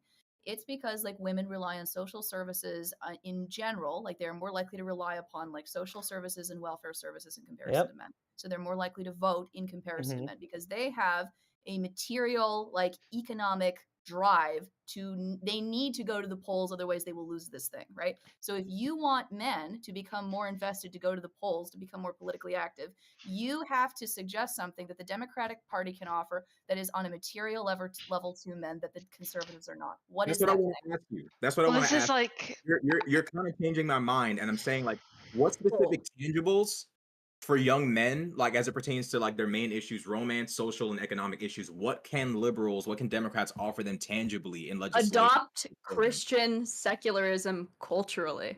Well, This is the only I thing. don't see how that's Well, let's not Let's talk about what they can do for men. Let's talk about what they could stop doing that affects men. They could stop trying to import in millions of people through back doors to the fucking southern border and then house them in fucking airports. Everybody can see that. Not politically, optically, that looks fucking bad. Especially when men are looking at, let's say, I got like a few things from like Baltimore where people are fucking pissed. Like, not even like just white people, but everybody is mad that they're fucking working 40 hours a week, and you have people that are housed up in hotels on the government's dime. If you've ever talked to a legal Mexican immigrant, you know that they fucking hate illegals. They Okay, hate illegals. Artemis, Mhm. but my question to you is the same question that I posed to Rashad and to Tunachip and to everyone here earlier, okay? Mm-hmm. Population of men, right, Yep. that are struggling to get a date, that are spending a lot of time online, they're spending Yep. a lot of time at home, right? They're probably more, you would agree with me, that's probably more likely to be a middle class or lower middle class man, right? Why is nobody taking me seriously when I say that the left needs to adopt Christian secularism? I'm not kidding. The issue is because the idea of forcing somebody to adopt a religious You value. don't force that. You don't force them to adopt it. There are already things like, especially on social media, where Christian secularism. I mean, people are very mad at this woman. Yeah. Her name's Nara Smith, and she's like on the left, but she's Mormon, and she's 23, and she already has 3 babies, and people are getting mad because she's like promoting this trad lifestyle. But this is what should be done. That is what having this, like, making it cool to have a family and to be monogamous and to be all these things like that. That is the way that the left wins. That is just the way. I gotta push back on Fairy hang real on. quick. Okay. Artemis, We're gonna let Artemis go here We- soon, and I do want to make sure Allison gets Yep. her word in. So Yeah. I'm sorry to cut this off, right? But we have a line. So Allison. Yeah. Well, Well- okay, so I Oh, just go want to ahead. say, Fairy Queen, every time you've said, like, well, women have real material conditions. They need these welfare programs. They need it. I'm from the South, okay, and I hear these conservative men in the back of my mind, and they're like, why is it men's fucking fault that we're more self-sufficient and we like don't need government money? Why do we get punished for not being fucking leeches on society? Like, why are women's problems taken more seriously because they need handouts more? Which is like, you could say that's heartless. That is some heartless shit right there. But I mean, you could say, no, it's not, because somebody has to pay for these government programs, and it disproportionately, it's not women. So, I mean, like, I don't know. I mean, I'm sympathetic to all sides. I am really sympathetic. And like, I have opinions about the family court process that like make conservative men so mad, because I'm like, we really just have to ruthlessly prioritize the best interest of the child. It's really not about the preferences of adults, right?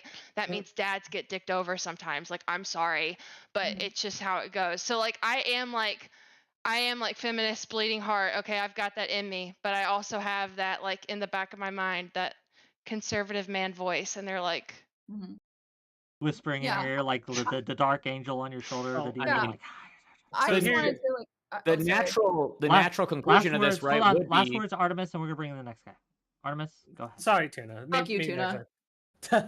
So What? the answer is, what are all these social services that Democrats have put in to benefit men?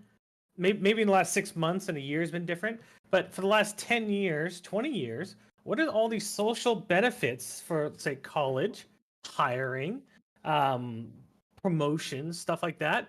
What side has the Democratic Party been favoring and exclusively leaving out? Well, they already had it by default, bro. What do you want? What do you mean? What do I want? When What you're do you want, bro? like, what kind of a retarded question is that? Okay. Well, you asked a dumb question to begin with, bro. Like, think about what you fucking asked. You asked Okay, how many so questions I- was I- need I- for the men in the I'm first gonna place. look. Need I'm gonna look at the people that were just born 10 years ago, and you're telling me that child had everything? He already had that fucking degree? Are you kidding me? What kind Why of you fucking degrees retarded as if, question is like, that? 99% of the American populace needs a degree. Why are you bringing it up? Like, it's. I a don't thing. have. Hold on. I'm gonna make this very clear. I don't have a Quick fucking fire. degree. I'm an engineer. I make 160,000 a year. I don't know That's why what I that's asked for you, a bro. fucking Bring question. back trades. Bring back trades. Yeah, that's the whole point. The issue is that we have an entire party that has specifically outlined that it's going to benefit women and has pushed those policies. When the question is, what can Democrats do for men to show that they care about men so that they vote for them, I stated a thing they could do to signal they care about men. And then you went, why? What does that mean? They already had everything. I don't fucking understand why you said that. You asked that question. That is a fucking retarded statement. What And you're on that asking is note, if the programs aren't already like available not. to men. They're not. Name me exclusively male-only grants. Why do men need them when they've? Why do women need them?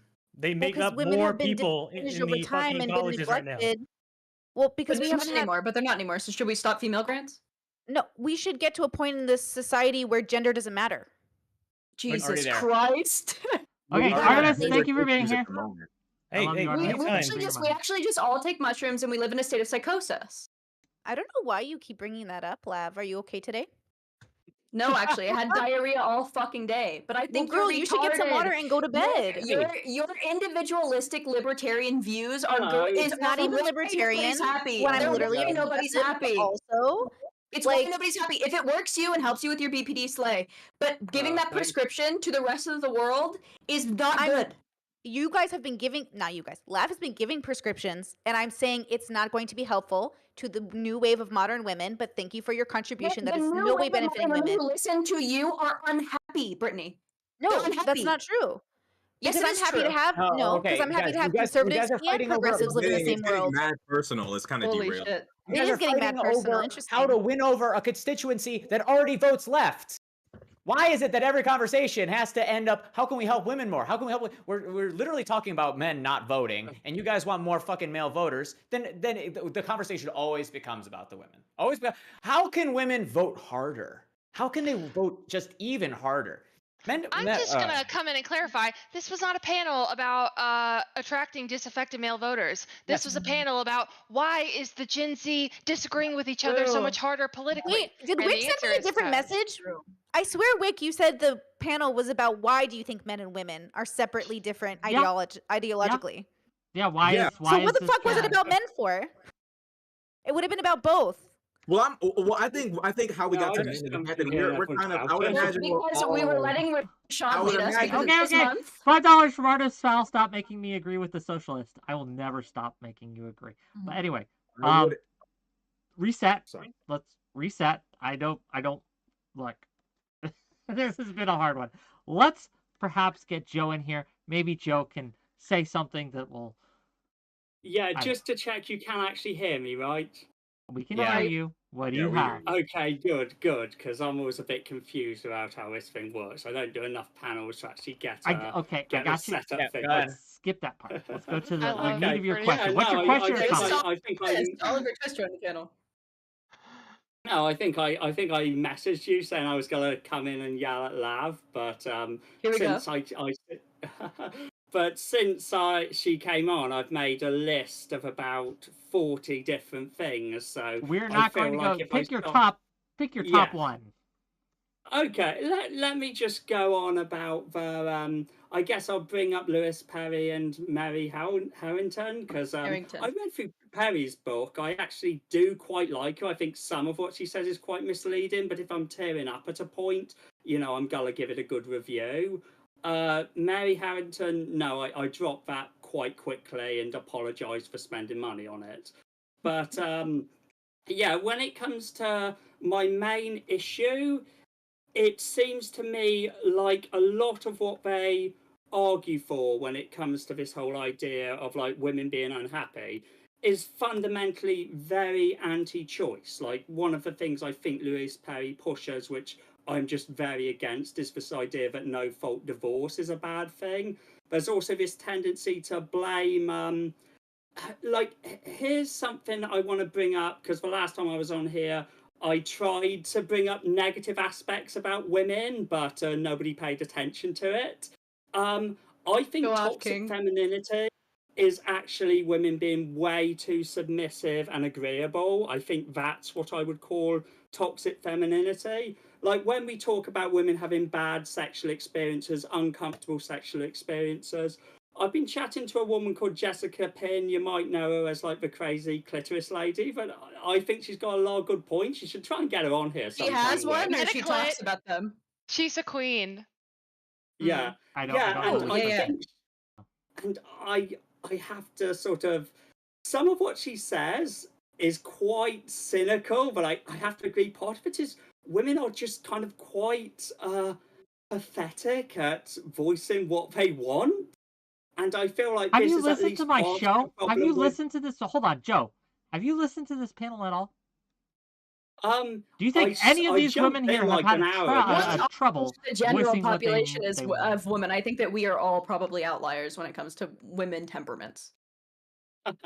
Look, the thing is, I feel like a lot of the problem women have with who are cynical about the whole sexual revolution and stuff like that is when you bring up stuff like the pill, it makes it so we can't say no to sex. No, you can just say no to sex. That is actually something you can do. You're No, not I forced hate to to have I hate to sex do because this, you're but on I'm the stuck pill. on this. Lav, I think you're dead wrong. I think women have no problem, and I think this is evidence from their voting patterns as well.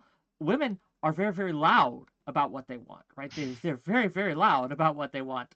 Across the board, the outlier is the one No, that's and actually, not, Mary right? Harrington talks about this. Is that there is a overarching group of highly intellectual, like very well-off women who are the loudest of the female group, but not necessarily a good representative of the female wants of the community, which is, I think, a lot of the problem. That's true on both sides, right? That Sure. the extreme is the loudest. I get that. Sure, but when we but talk about I- women expressing what they want and what they need, like things that they want, Well, I don't in think a- women know what they need. I think they know what they want, but whatever. That's a Joe, different question. Joe, but yeah, I just the want to push women back. that I think are- women, like in my experience at least, I've never had any Well, kind of someone relationship asking where the women something have right here. any Well, problem. that's probably because Wait, you're is- submissive and you crave a dominant woman. But anyway, we talked about, obviously, Joe, I'm not completely ideologically aligned with Louise Perry, certainly not Mary Harrington, probably more Louise Perry than not. But I also, I forgot what we were talking about, what? Women I not lost women it. voicing what they want. Joe, Women the voicing what they women want. I who are was just regretting their basically- sexual experiences and Oh, are then Yes, I talking was about it basically afterwards. saying I think women need to be more confident and more assertive. I think totally that's agree. I think probably- most of this is shifts culturally rather than shifts like legislatively. I'm pretty happy with where we are legislatively. I think that we're doing pretty good, honestly. I don't think Joe Biden's an awful president. What? Is the conversation of like telling women to be more vocal, like as it pertains to like, is that ever gonna happen? Like, are we gonna have that I conversation? really want to with the culture? clarify. Like, okay, whoa. I personally- What do we mean when we say more vocal? Joe Lewis, I'm sorry, not Joe Lewis, Joe Brooks, you were talking about being more vocal about sexually bad experiences. And then Wick, you mentioned you were talking about people being more vocal, women being more vocal when they go to the voting booth about what they want in terms of politics. That was the To me, example. No, hold on. I Yeah, want but these two clarify. things are very different, right? Yeah, There's a that was an difference example, between- like- okay, because even if you have like a woman who is very intellectual, who is very loud and outspoken about what she wants, right? Which I agree is probably true for that group of women. That doesn't necessarily mean that woman is going to be more self-assured in the bedroom, right? I remembered really quick before I forget. So you brought up the anti-choice. You brought up bringing up anti-choice. And I think that is true about both of these women. And I think personally, at least on my value, I know that obviously some people here are going to disagree, namely Brittany, is that she takes a more individualistic approach, which is fine. And I think that people on my side, people like Louise Perry, take a more collectivist approach, which I think ultimately, of course I think this because it's my side, I think is the right way to go. Like, I think that keeps our country as healthy as possible. I think that's the greatest bet that we have to move towards something more like socialism. Yeah, that's what I think is maybe more conservative society, a little less anti-choice for safety, right? So I would give up my personal liberties and freedom for my children to be safer and happier. A lot of people don't vote like this. This is the beauty of America. So Beauty of America. I think it's just a matter of value. The beauty of my stream Well, I is am in a $5 country from Testicle where- Johnson, and I'll let you go, Tuna, after this. So $5 from Testicle Johnson to say all the women are complaining that the panel is about men, and all the men are complaining that the panel is about women. I think we made some real progress today. Thank you for the $5. $5 from 𝕬𝖎𝖙. Is that even happening? It was earlier. It's not, but Testy's he's gotta spice He's it up. giving me $5, so Yeah. I'm getting the money. So $5 from Oh. 𝕬𝖎𝖙 to say women overwhelmingly defer to their partner's political opinions, not emphasizing their own when it comes They're to more a partner open, more agreeable. they want. I think that's changing, but we'll see. I want to No, give it I to. hope I want to so. toss it to. It's not, because we see that married women vote more conservatively. It won't change. Their partners are being replaced by their social milieu, but they are still That's true. just as affectable. Joe, the women who are having sex and then are feeling like the sexual encounter wasn't good, and they don't say anything while it's happened, but they say something about, they're not less vocal, they're more vocal. They're talking afterwards. A lot of Yeah, people do not know while they're having sex whether or not they are totally cool with it. Regret is being spoken about in a different way than it used to be. And Louise the way Perry it's being talks spoken about is this. okay, Louise Perry talks open about and this. expressively. Okay, Actually, I think that's the world that you think that you want is the one that you have now, which is the one where women are openly talking about all of their sexual experiences and thoughts without filter, without really thinking, I think, a lot of time about what's Let Tuna finish. Finish, Tuna. Yeah. without Okay. thinking very often about what the consequences downstream will be for those men, sometimes not caring, sometimes being incentivized to not care by other people because women need to express themselves, talk, yada, yada, yada. There's this new push for women to be more vocal, regardless of consequence. Okay. Because of can I- individualism and progress for progress. I just want to quickly shoot back to something I said on the porn panel ages back. And I think I'm one of the few people there who was somewhat anti-pornography. Probably not extremely, but given most were pro, I guess I would put myself on the anti-side. Which was someone brought up anal sex and said, we don't do it because we like it. We do it because men like it. And I responded, that just kind of makes women sound a bit pathetic to me. It does. And yeah, and that's sort of how I feel. Like, it's less like I get you can have I've had like a casual sexual experience and felt kind of uncomfortable later on because I met this girl later at a bar and she was talking about stuff I know I could have told her, but I don't remember telling her. I was probably too drunk. And that just makes me feel kind of weird because she's clearly a bit more knowledgeable, like more into me than I am, but like it just makes me feel off, like I don't like it. But that's very different to like a violent, rough, or painful sexual experience. Like I don't know if I'd say women are more pathetic, but they might just be more passive. Like I don't yeah, know. but I don't know. Passive and pathetic are kind of similar things to a point. Well, women are more passive in general. If I were trying to get someone who is really passive to stop being passive, which I've done before, I would only say pathetic in like the craziest of circumstances. But I think it's best. It's probably just my frustration, but I like what Harry doormat. said. Joe? Yeah. They're doormats. I would start from a much more empathetic place if I were trying to call change them the- pathetic. That'll make them actually advocate for Well, themselves. there's another side of this which I think is interesting, which Ayla talks about, which is that we treat women with like a collective like gasp every time they fall off their bike, like a kid. But also we're also peddling this like very your body's yours, your body's sacred simultaneously while saying like go fuck, do whatever you want, don't be a prude, don't do whatever. And they're like fundamentally like just they are incongruent with each other. So we either need to tell women that rape is less bad, or we need to tell them that that having sex with whoever whenever they want it is bad. We have to do one of the two. To be sexually liberated while also being responsible. What does liberated mean? To be able to just have sex with whoever you want to consensually. No, hold on. Do you think that women and men are sexually liberated the same way? I would imagine, yeah. I think there's a The answer is no. The answer is no. I do think there are some women. Women want different things. They have sex differently than men do. I mean, men have testosterone. They want different things from a relationship. They want to have sex differently. They want to have more sex with more people. Women do not want these things. Women want to pair bond. Women prefer monogamy. We have completely different sexual proclivities. That's not liberation, that's preference. Being able to do something, not being able to do something is liberation. So the liberation that women are being sold now is to have sex like men, and it is hurting them. If they want. That's liberation, being able to do as you please, regardless of whoever told you to do it. That is freedom. That's not liberation. That's now women are being forced to do things they don't want to do, like anal. It's completely because now there's a social push to not be prude, to be against your natural. It's possible to be sexually free while simultaneously saying, "Hey, here are my boundaries. I don't want to go past those boundaries." It's not possible to do both. You're also forgetting how pathetic women are, like Joe just said, and you're forgetting that women are very agreeable and very high openness. So the solution is we need to treat women like men, and we can't do that because women are not men. So what you want women to do is to pull away from, like as a collective, pull away from sexual liberation as we know it in terms of just having sex with whoever you want to whenever. Instead of saying, hey, look, you can do as you please, but understand that you need to be the one to make those boundaries clear with your voice. Women have, obviously, women have been shown that they cannot do that. So it's... So you feel like that's just like a... Hold on. I reject this notion that they can't. They absolutely can. It's a cultural effect of the reason that they are less likely. You don't know if it's cultural. In fact, there's more evidence to suggest that it's more nature than it is nurture. I think it's both. I think it's both nature and nurture. But I do think it's possible to communicate to women, hey, look, you can make the choices you want, but you can also you're forgetting that women,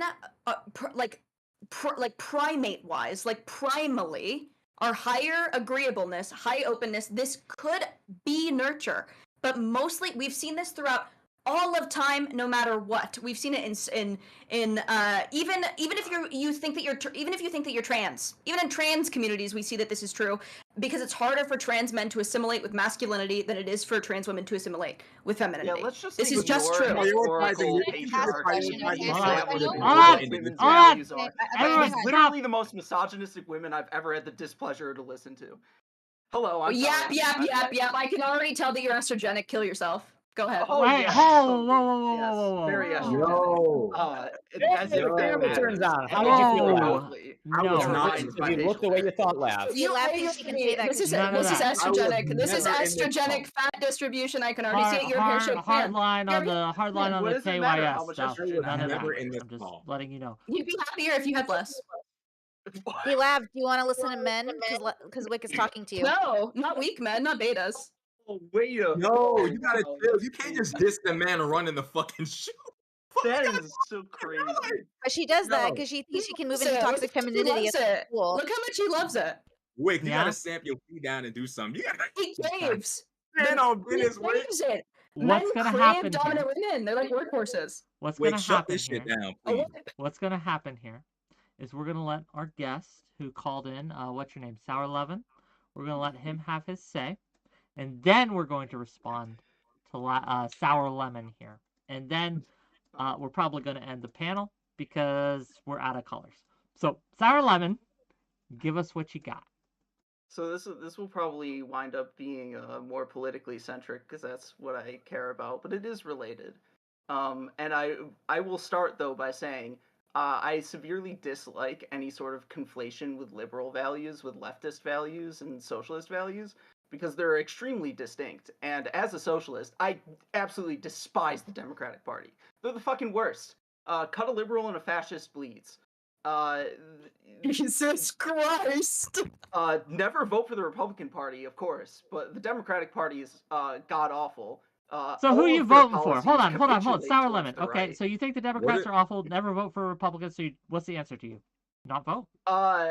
My answer is I will vote how I please on election day. Voting is the most important, least consequential thing that you can do.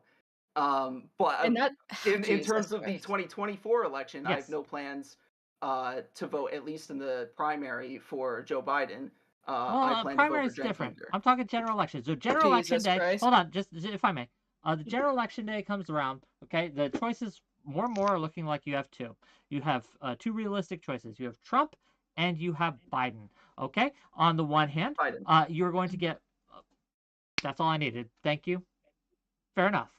Then It's I not withdraw. an easy choice. I hate him. Sure. He's allowing a genocide to happen in Palestine. Oh my but- fucking god. Oh. You're this is your brain on microplastics. This is your brain on microplastics. Well, we don't need to. Joe Biden discuss is the most. tens Joe of Biden thousands is the of most dead in This sound is- Palestine. president we've had in a long time.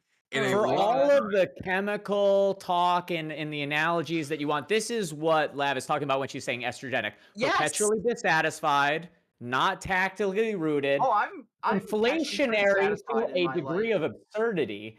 Cut a liberal and a fascist bleeds. Do you know what happens No, I mean, that's when you something that- cut a liberal? the You're the feminine lilt, fascist. the feminine lilt, Making people bleed. the feminine lilt of your voice is very. Okay. You can tell that you have been low on the male social hierarchy. Okay. I can try and bullying. defend Sour, a liberal and a sour. fascist bleeds if I want to, but that's Sour, not the no point. fishhook theory, please. I just have a question for you. Leftists, You and mentioned- nothing comes out because they're not real and they don't matter. Sour. Very Okay, quick. Sour.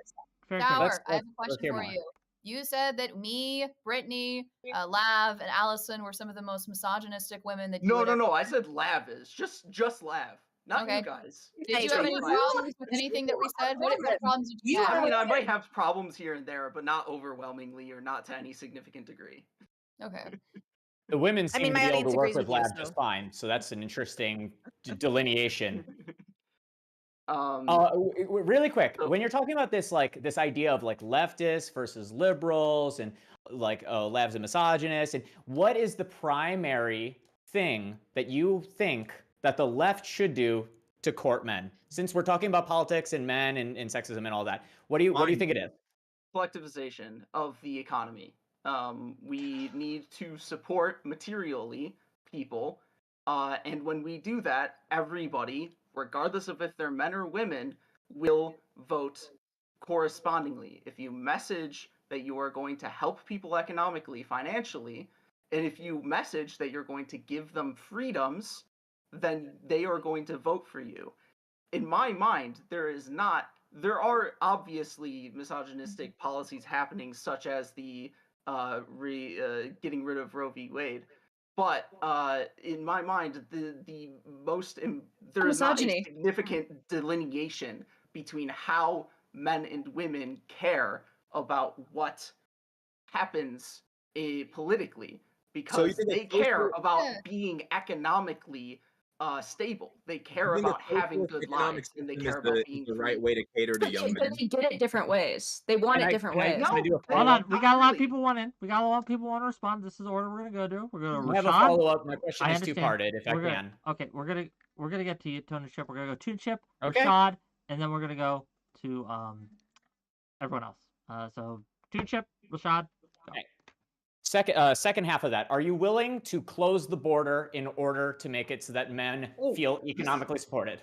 This is actually a very significant thing that I wanted to fucking rail into everybody here who has spoken on immigration about. Closing the border is not the answer to immigration. Oh, jeez. Illegal immigration does depress wages, but to counterbalance that, the answer is to legally integrate them into society so that they stop being given jobs for lower than minimum wage. The wage can be depressed, and if you stop bringing in illegal immigrants, you are completely destroying the agricultural economy of the United States of America, which thrives on illegal labor.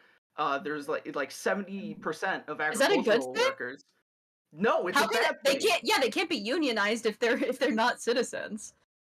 I'm saying don't get rid of them. Make them citizens. Because if you get rid of them, you're destroying the agricultural economy. but 70% You're making of jobs. agricultural workers are You're making illegal jobs. immigrants. Yeah, you're making jobs for people who are born here who are dissatisfied and can't get jobs otherwise. This is not making. I'm not sure what you mean by that. You are You're not opening up seats. taking. You're opening you are up not positions. taking. You are not taking or giving away jobs by trying to And close also, down if the we border. live in a socialist society, which I'm sure is what you want, how are we going to make up so much money? And obviously, if we give free healthcare to everyone, especially immigrants like California is, what stops a huge influx of people from coming? And where's that money coming from? How are we going to pay for all that? We already have more than enough money flowing through our economy to pay for all of that. And Okay. I can say tax billionaires, which is true. I can also What? say nationalize our do you think if you inelastic. Hold on, let him How- finish. Just you gotta let him finish his point, and then I you can can. also say Then we can go nationalize on. our inelastic industries. Well, this such is as just healthcare and, ridiculous.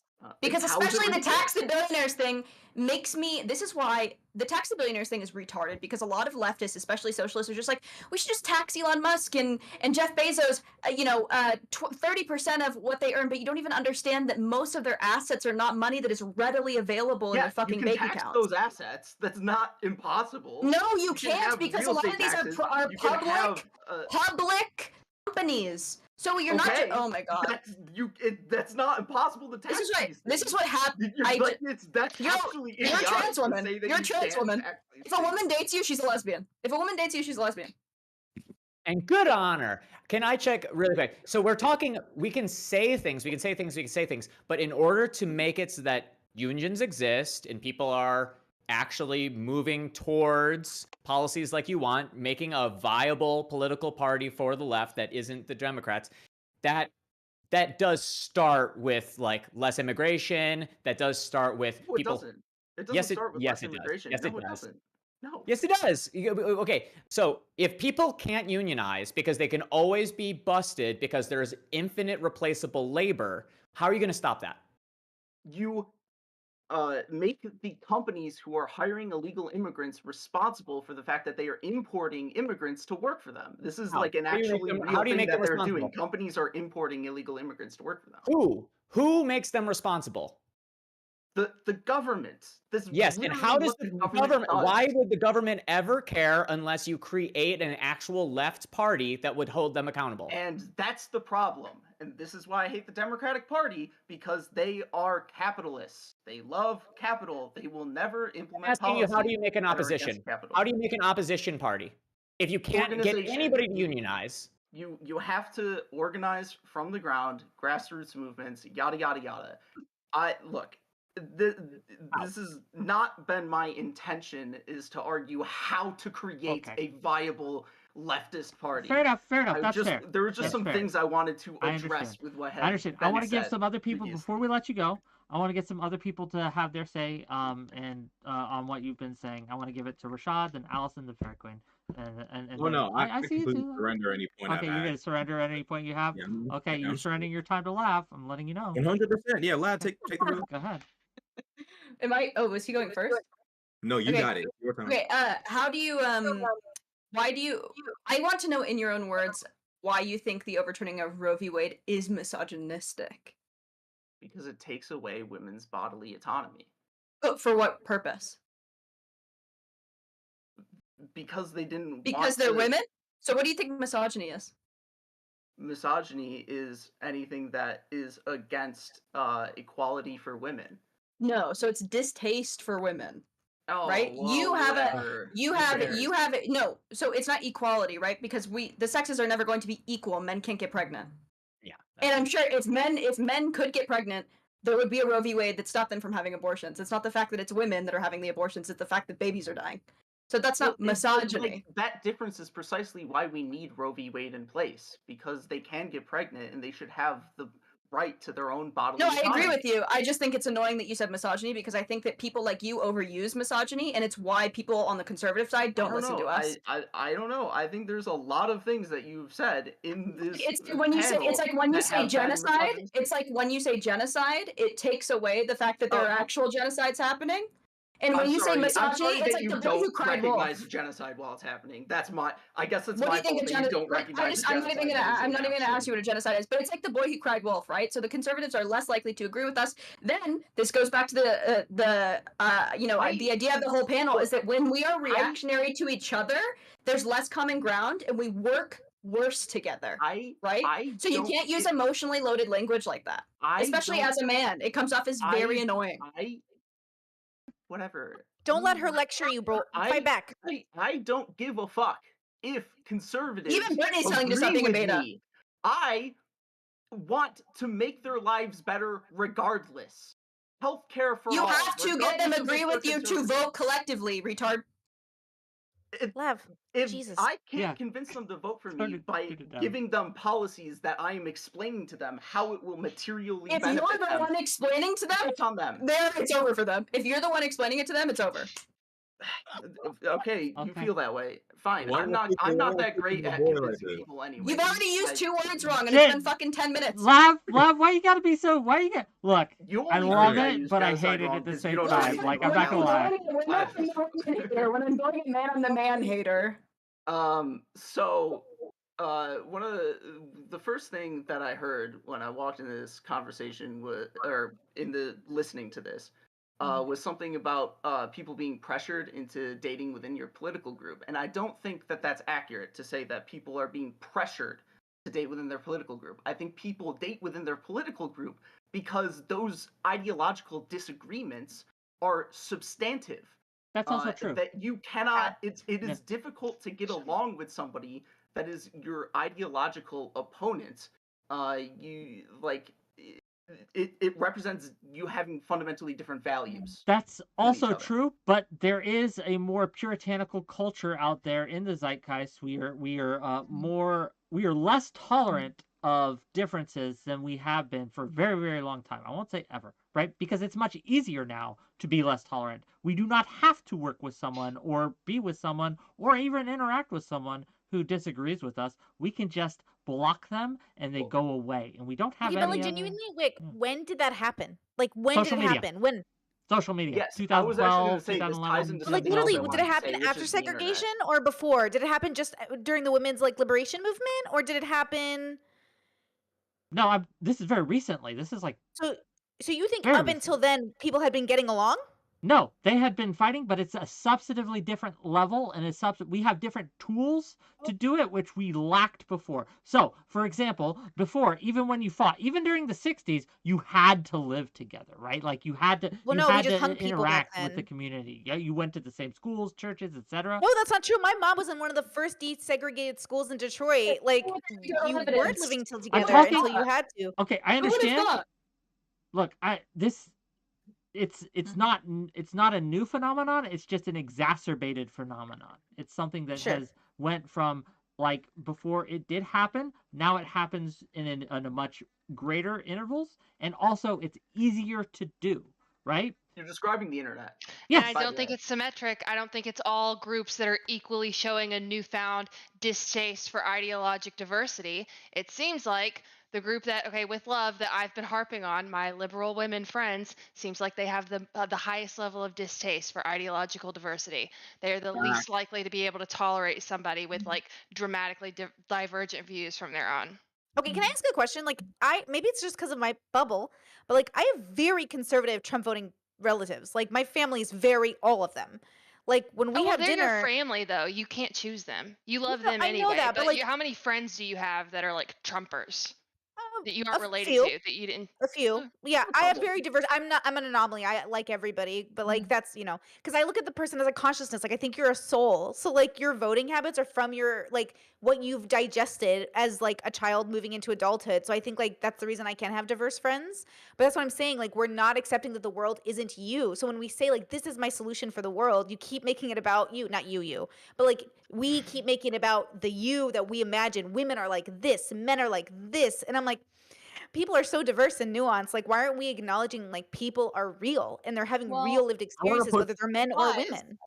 I think that it's important, and I do want to push back on like what you said, what you said earlier, Sour. So it is certainly true that like if you have a partner that is ideologically different than you, you probably are going to fight more, right? You probably aren't going to get along more with them, and you probably prefer to date somebody who is more ideologically aligned to you. However, right, the idea, and this is something that frustrates me a lot in these conversations, is that we treat like talking about like who we choose as a partner completely in a vacuum. It's about my values and your values. How do you as an individual fit with me as an individual? And that's the conversation that we have about dating.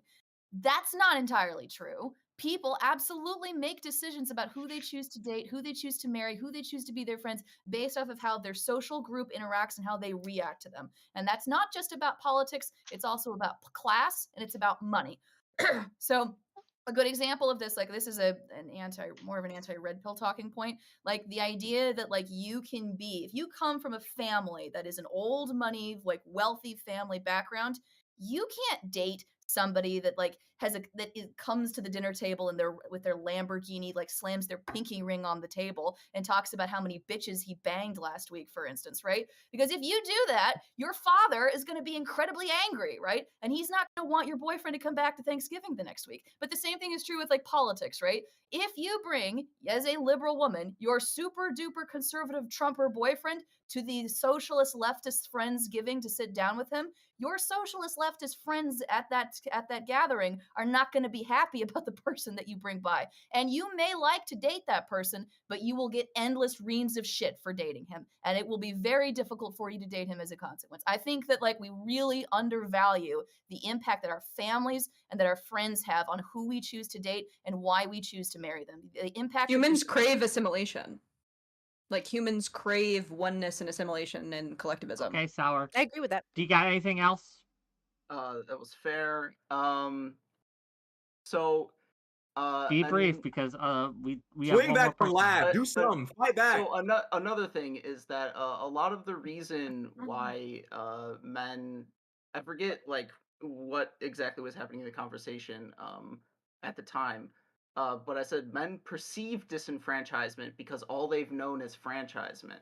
So like when men feel like they're being shafted by the system, it's not actually the system shafting them. It's that the system is increasing its accessibility to other people, and because men have historically been the privileged class within the system, that losing of their franchisement to give to other people is causing them to feel like they're being disenfranchised.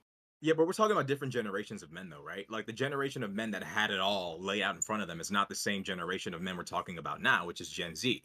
Right, like Gen Z has a completely different set of problems and social obstacles than boomers sitting on top of generational wealth and all this money they built up over their life. But it doesn't change that men still are franchised more so than other populations. It depends on what domain. In the social domain, women are more accepted than men.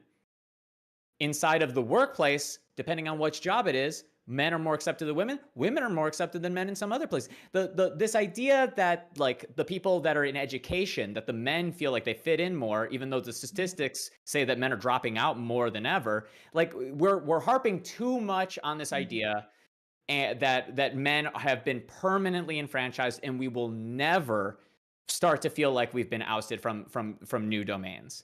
Like they don't want to be a part of the left because the left has historically not been a good place for men.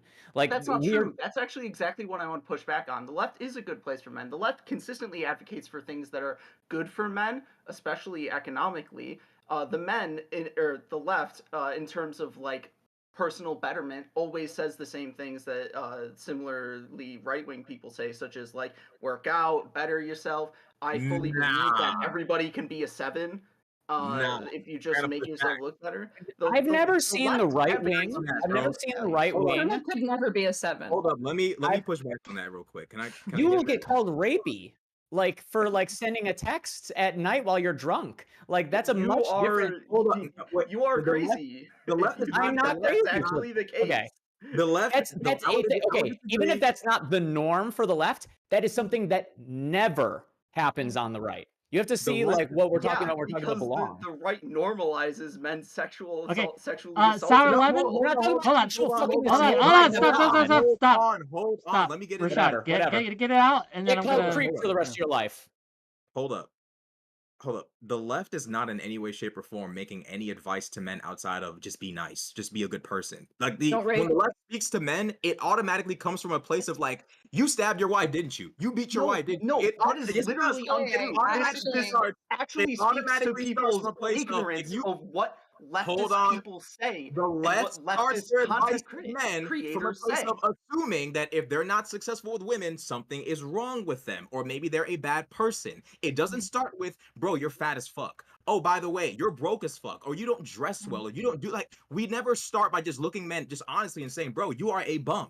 It starts with, hey, be nice, be kind. Most of these guys aren't assholes. They just don't know what the fuck they're doing. And when the left sits there and avoids being honest, like, yeah, height, muscle, money, these things matter to women. It becomes really, really easy for like Andrew Tate and the First Red of all, Pill. it's a very I think male that's thing also to that doesn't matter to project women. what women feel. All of Oh, that Jesus stuff matters Christ. to women. Well, All that's, of that that's stuff also. this I is think what, it's. hold on, this is what I'm talking about. When we play the fantasy game with men, it becomes really easy for the Red Pill to get the Brittany easy lives jump. in a fantasy. Brittany does not live in Women- reality. literally, like, Andrew women care Huberman about, has hold literally on, talked Brittany. about Let me this. get it off real quick. Women care about height. Women do care about size. Women care about muscle. Women care about money. Women care about status. They care about all these things. And that's okay. It's perfectly fine. I have nothing wrong with that. The problem we have is when we lie to young men and say, women aren't worried about that. They go out into the dating world. They realize how wrong that is. And then they're like, okay, well, where do I go from here? Because the left is bullshitting me. And the right wing, although they are talking about crazy conspiracy theories, they are offering reality. It becomes question. really obvious to me Rashad. why people Okay, do hold on, that. wait. Oh, I agree with you Brittany that first, women yeah. care about those things, but Andrew Huberman referenced this really great study. I don't know if you guys follow Andrew, but he talks about, he's a neuroscientist. He literally talks about how kindness is at the top of those wants overall for everyone, men and women. Yeah, but you already have to be But- attractive. You But already wait, have wait, to be I attractive. agree with you. I want to talk to Rashad because I feel like him and I are going to have a lot more in common in terms of talking. Okay, as someone with 8 brothers, I'm worried about them. Okay, but I feel like when I think about their needs, I am aware that they all need to be talked to different because they're different kinds of people. You feel me? So like this idea my that we're all gosh. going to talk to men and women the same is just like aggravating. Lav, literally breathe, girl. It's I not all can't. about you. I I know. can't. I know, but like I that's the can't problem. Listen, if you don't like my solutions, that's fine. I don't like yours either. Cool, right? I'm Relax. to react to you. Get over it. I believe in the Brittany- let collective. Brittany but I cook, believe Do in Lav. the your do your collective. 4 square breathing. Do your on. DBT. Oh my Okay, God. And deal I with promise my you. Why do you reaction. make it Lav, personal? Like, hold on, okay, stop, this is stop. why you're so blocked, Okay, Lav. all of you, stop. I Fuck? promise Oh my you. God, I really want I- to talk to you, Brittany. I Please. promise you'll be I'm not able going on a to panel with as soon Lav as again. Brittany It's gets it weird. out. Like, We're gonna makes let personal Brittany get it out. We're gonna let Brittany get her whole thought out, and then after she gets her whole thought out, you can respond to it. I promise you, and then you can have all the reaction you want. And then we're gonna say goodbye to Sour Lemon and get our last guest on. So Damn, Brittany, so much. finish your thought. Then we can have some responses. Brittany, Thank you. floor's yours. I agree. Humans need purpose, meaning, and a true understanding of themselves to be good participants in society, to run as a like cohesive collective. right? I believe in society, which means I believe in a collective. But that collective is made out of individuals who all need unique help, who all need unique attention. So when a man comes to me and says, I need your help, I need to literally look at him and say, what do you need? Because if I look at him and say, well, oh, men just need this, here's your prescription, and then he looks at it and goes, well, I'm autistic and I'm neurodivergent, and actually this doesn't fit my mold, and now I'm very confused, or I'm actually neurotypical and this doesn't fit my mold either, we're running into the same problem over and over again, right? And with ADHD and autism on the rise, we need to pay more attention to the changes. I want to push back a little bit though, because I think young men are kind of saying like, look, we're telling you what's wrong with us. We're being vulnerable with our partners and it's not working. We're having all these social and relationship issues, and y'all are kind of like either not wanting to talk to us or telling us stuff that's not really working. We're telling you exactly what we're dealing with. And now, of course, we have individual young men that have their own situations going on, but young men as a young Gen Z collective are literally showing with the media they consume, these motherfuckers are saying exactly what we want to hear in terms of advice. So I think that when we look at what young men are saying, it's okay to have a more collectivist approach, because I think the young men who have more specific issues will probably solve that themselves. But it's really, really clear that collectively young men are struggling with social interactions, romantic interactions. And those seem to be the two biggest ones young men are hyping up about the most. The economic and educational, they seem to be really quiet about that. But the other sub, they seem to be hyping up the most. And I think that we can answer that from a more collectivist perspective. Okay, Allison is wanting to get in. Allison's been wanting to. We're going to give it to her, and then, yeah. Okay, bouncing off Rashad a little bit. When you're like, they won't be honest with these men. They gas up these men. They just like blow smoke up the asses of these men, and they reject it, and that's why they go right wing. Like, there's an argument made oftentimes, and this is a proposed hypothesis to the earlier statement about like liberals seem to be more mentally ill. The liberal women the most, but liberal men behind them, and then like that seems to be a thing. And the idea is that liberals seem to suffer more from an external locus of control. They seem to blame the system more. They seem to blame external factors more. They seem to be more excited to think that policy is the solution to their problems, and arguably more masculine types and more right-wing types are more ready to be self-sufficient. They're more ready to assume all the agency, say, no, actually, it's your fault that you're a piece of shit. It's actually your fucking problem, and it's your fault, and you need to do different things to pick it up. Whereas, like, the left wing is maybe a little bit more reluctant to say that. That doesn't feel too good to tell somebody that, like, they're actually inadequate because of their own fucking, like, failures, you know? I don't know, like, how I don't know how real that is. I'm a little sympathetic to it, but how do y'all think? I think young men are really, really receptive to that kind of talk, and I think a lot of guys over in the military can relate. Like, when you go to basic training, you get told, like, look, you can only do the X amount of push-ups. You are a fucking loser. You are a bum. It's that kind of, like, I don't think men are masochistic, but I think men want military conscription. Men want you to tell them what the fuck is wrong. I think men are not as afraid of being told what is wrong as we tend to think. And I think that liberals, although we do tend to be really compassionate and empathetic, young men are saying, look, like, bro, if we're dressing like shit, tell us. If we're not, like, if we're not socializing properly, tell us. I think young men are being really, really cute. I said this like men were workhorses. You looked at me like I was fucking crazy, Rashad. Also, I have a good question for you. You probably said probably. That's probably true. I also have a question. Do you think your place specifically moving through the world as a black man, that you think that you feel that even more from the left? Like, do you think that they try to coddle you even more?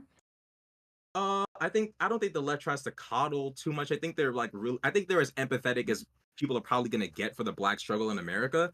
But I don't think that I think it's helpful. Like, their prescriptions are helpful though, because it's very gentle, like parenting. It's very gentle, very there are some reality checks the black community definitely needs.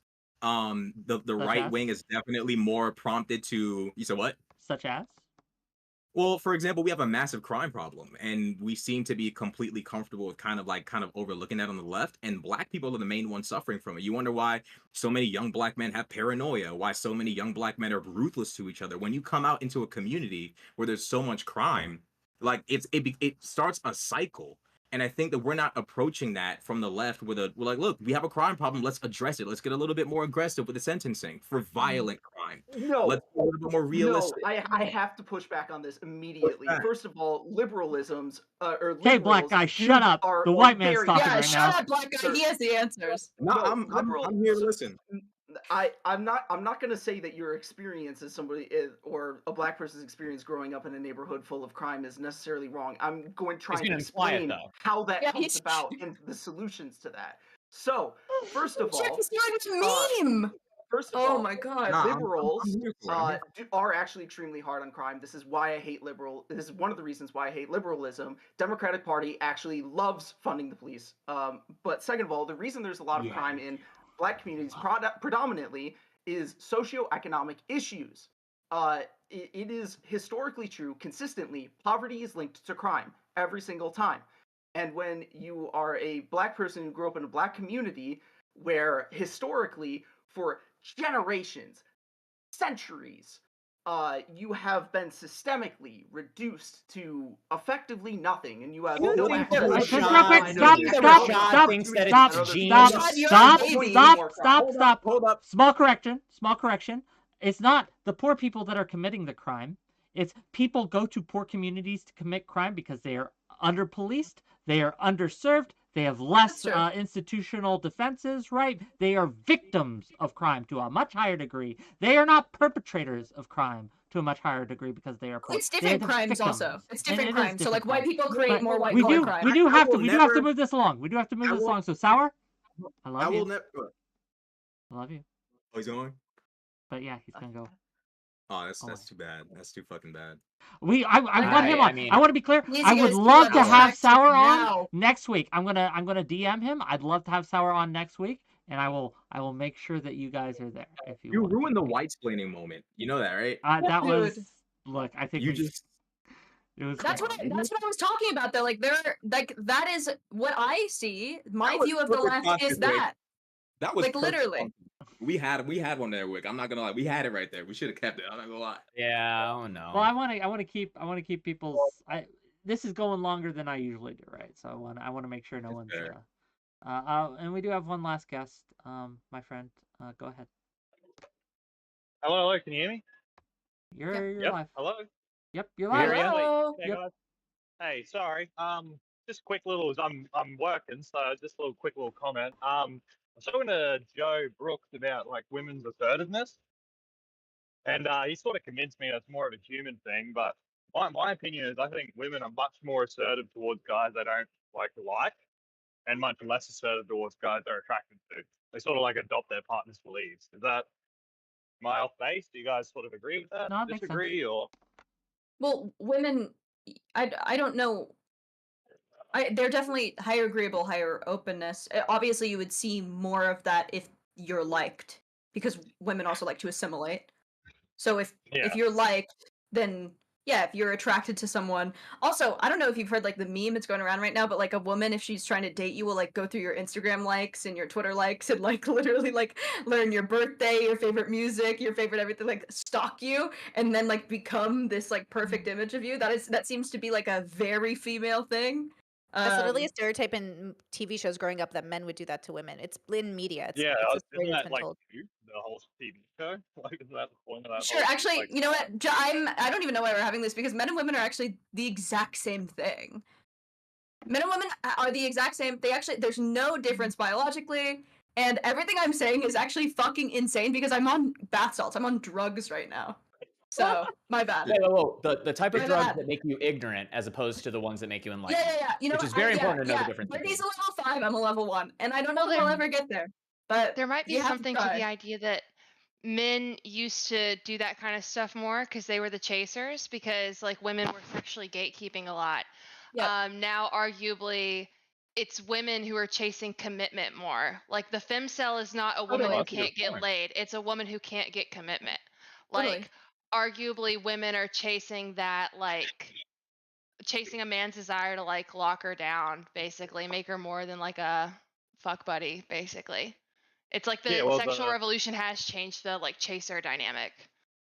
Attractive people have also have always had more influence on everybody's opinion, no matter sex, one direction or another. Why I'm an influencer, but go on. What'd you say? That's why you're so influential. That's true, and it's also. I'm not gonna. We'll leave it at that. But like, if you're attracted to your partner, we do have this innate thing in the back of our head where we're like, well, people that believe good things happen to them, and that's why they're sexy. They were a sexy person wouldn't have a bad idea. Yeah. That's I have like to a bias go. everyone has. Okay, But it's been fun talking to we're y'all. gonna end this Bye. off. Allison. See you We're gonna later, let Fairy Allison. Queen. We're gonna let Fairy Queen get the last word in. And get us tie this up in a bow. And then we're gonna leave. And gang, remember 6 p.m. or not? I'm sorry, not 6 p.m. Eastern. No, that was wrong. 2 p.m. Eastern tomorrow. We're gonna have Destiny and No Opinion on. Again, No Opinion. Write Substacks, one of the largest Substack persons out there. And they're gonna talk to you about politics. But anyway, Fairy Queen, go. All right. So I will drop this link in our group chat if you guys care to like look at this article like later. And this is something that I want to ask the panel, because I hear these types of like, because this is not the first time where I've heard like a group of people say that we really need to get men more involved with the left, right? We really need to appeal to men's emotions. We need to appeal to what men want. We need to make these policies, you know, more amenable to men. And like we've been discussing all night, like how to do that and how to achieve that, if that's a good thing, like why it's a good thing.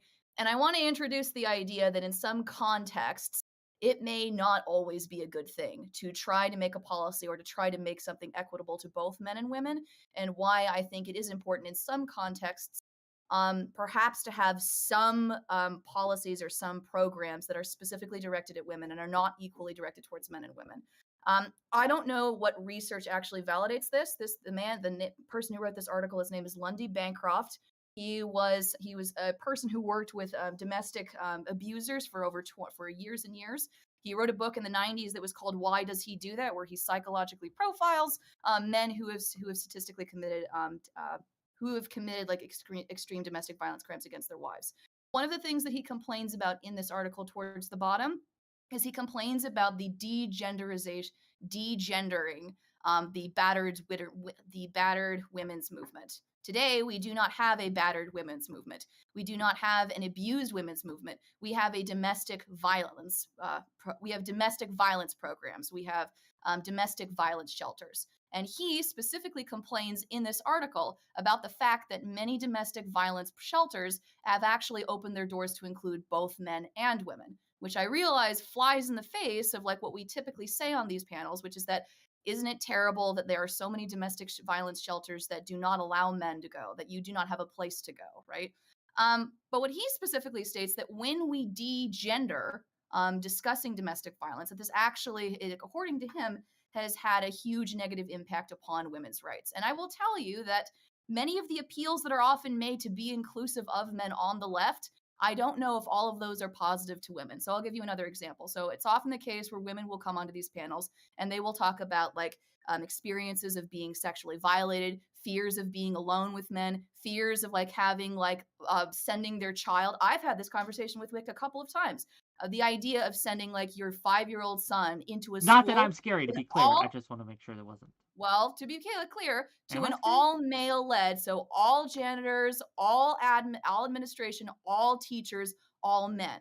And like the idea and when you push back and when you say things like, well, men commit violence at like higher rates, men are more likely to commit sexual assault, you immediately get pushback, right? You immediately told that you're a bigot because after all, women also sometimes commit sexual assault, right? And isn't it terrible to men? And aren't you stigmatizing men? There are many liberal left-leaning people who, when you talk about this, who you talk about the genuine fear that you have for the safety of yourself and for your kids and why you do not want to have men in your spaces in specific instances, you are immediately met with a ton of pushback. And this is done, by the way, in the name of being more inclusive of men, of considering men's mental health and worrying about we're stigmatizing men, we really need to bring them in. But the cost of that, the cost of like this rhetoric could be, and I think has been, that it ultimately will wind up with sacrificing the rights and the safety of women in some instances, right? I don't want to be in a situation where I say, I don't want to have a male provider. I don't feel comfortable hiring a male nanny. I don't want to have a male esthetician when I go to get a Brazilian wax, and then to be met immediately with, well, but hang on, like, do you really think that men are so much worse than women? Like, shouldn't we be able to? And this is the sort of stuff that you hear as a liberal woman from liberal people. The not wanting a male nanny, right? I'll push back on that all day. Honestly, that's ridiculous. Right? That's ridiculous. Men have such higher pedophilia rates. It's insane. I don't know why you would push back on that. we're gonna have to have a discussion another day on that because there's plenty of reasons. Me and Ferry hashed this out before, right? We've hashed this out many We've hashed times. this out and before. deeply Me and disagree. you haven't, but there's reason to believe that the data is just incorrect, and I can go just real Yeah. quick on that. Is that again, men's sexual assaults are taken less seriously, especially when they're done by women, right? They're much less likely to be taken seriously, much less likely to be reported. Women get away with it. They're underreported. And so while yes, the reported We rates, could have the a whole conviction on rates, this, but we can have 'cause I have thoughts. we can have a discussion another day. I do want to end this though because I'm hungry and I saw Allison eating pizza and I want pizza too. Anyway, I will talk to you guys later. Gang, we're gonna rate out. We'll go to speaking of not ostracizing men, we're gonna go to Irrelevant, the king incel himself. And so yeah, make sure you let him know that this is a hate raid, okay? And I really enjoyed the discussion. Thank you all for being here. We'll see you guys tomorrow. Peace out, Girl Bye. Scouts. Bye. Yeah. 8 raid on the 1st of February, Wick. What are you doing? Absolutely.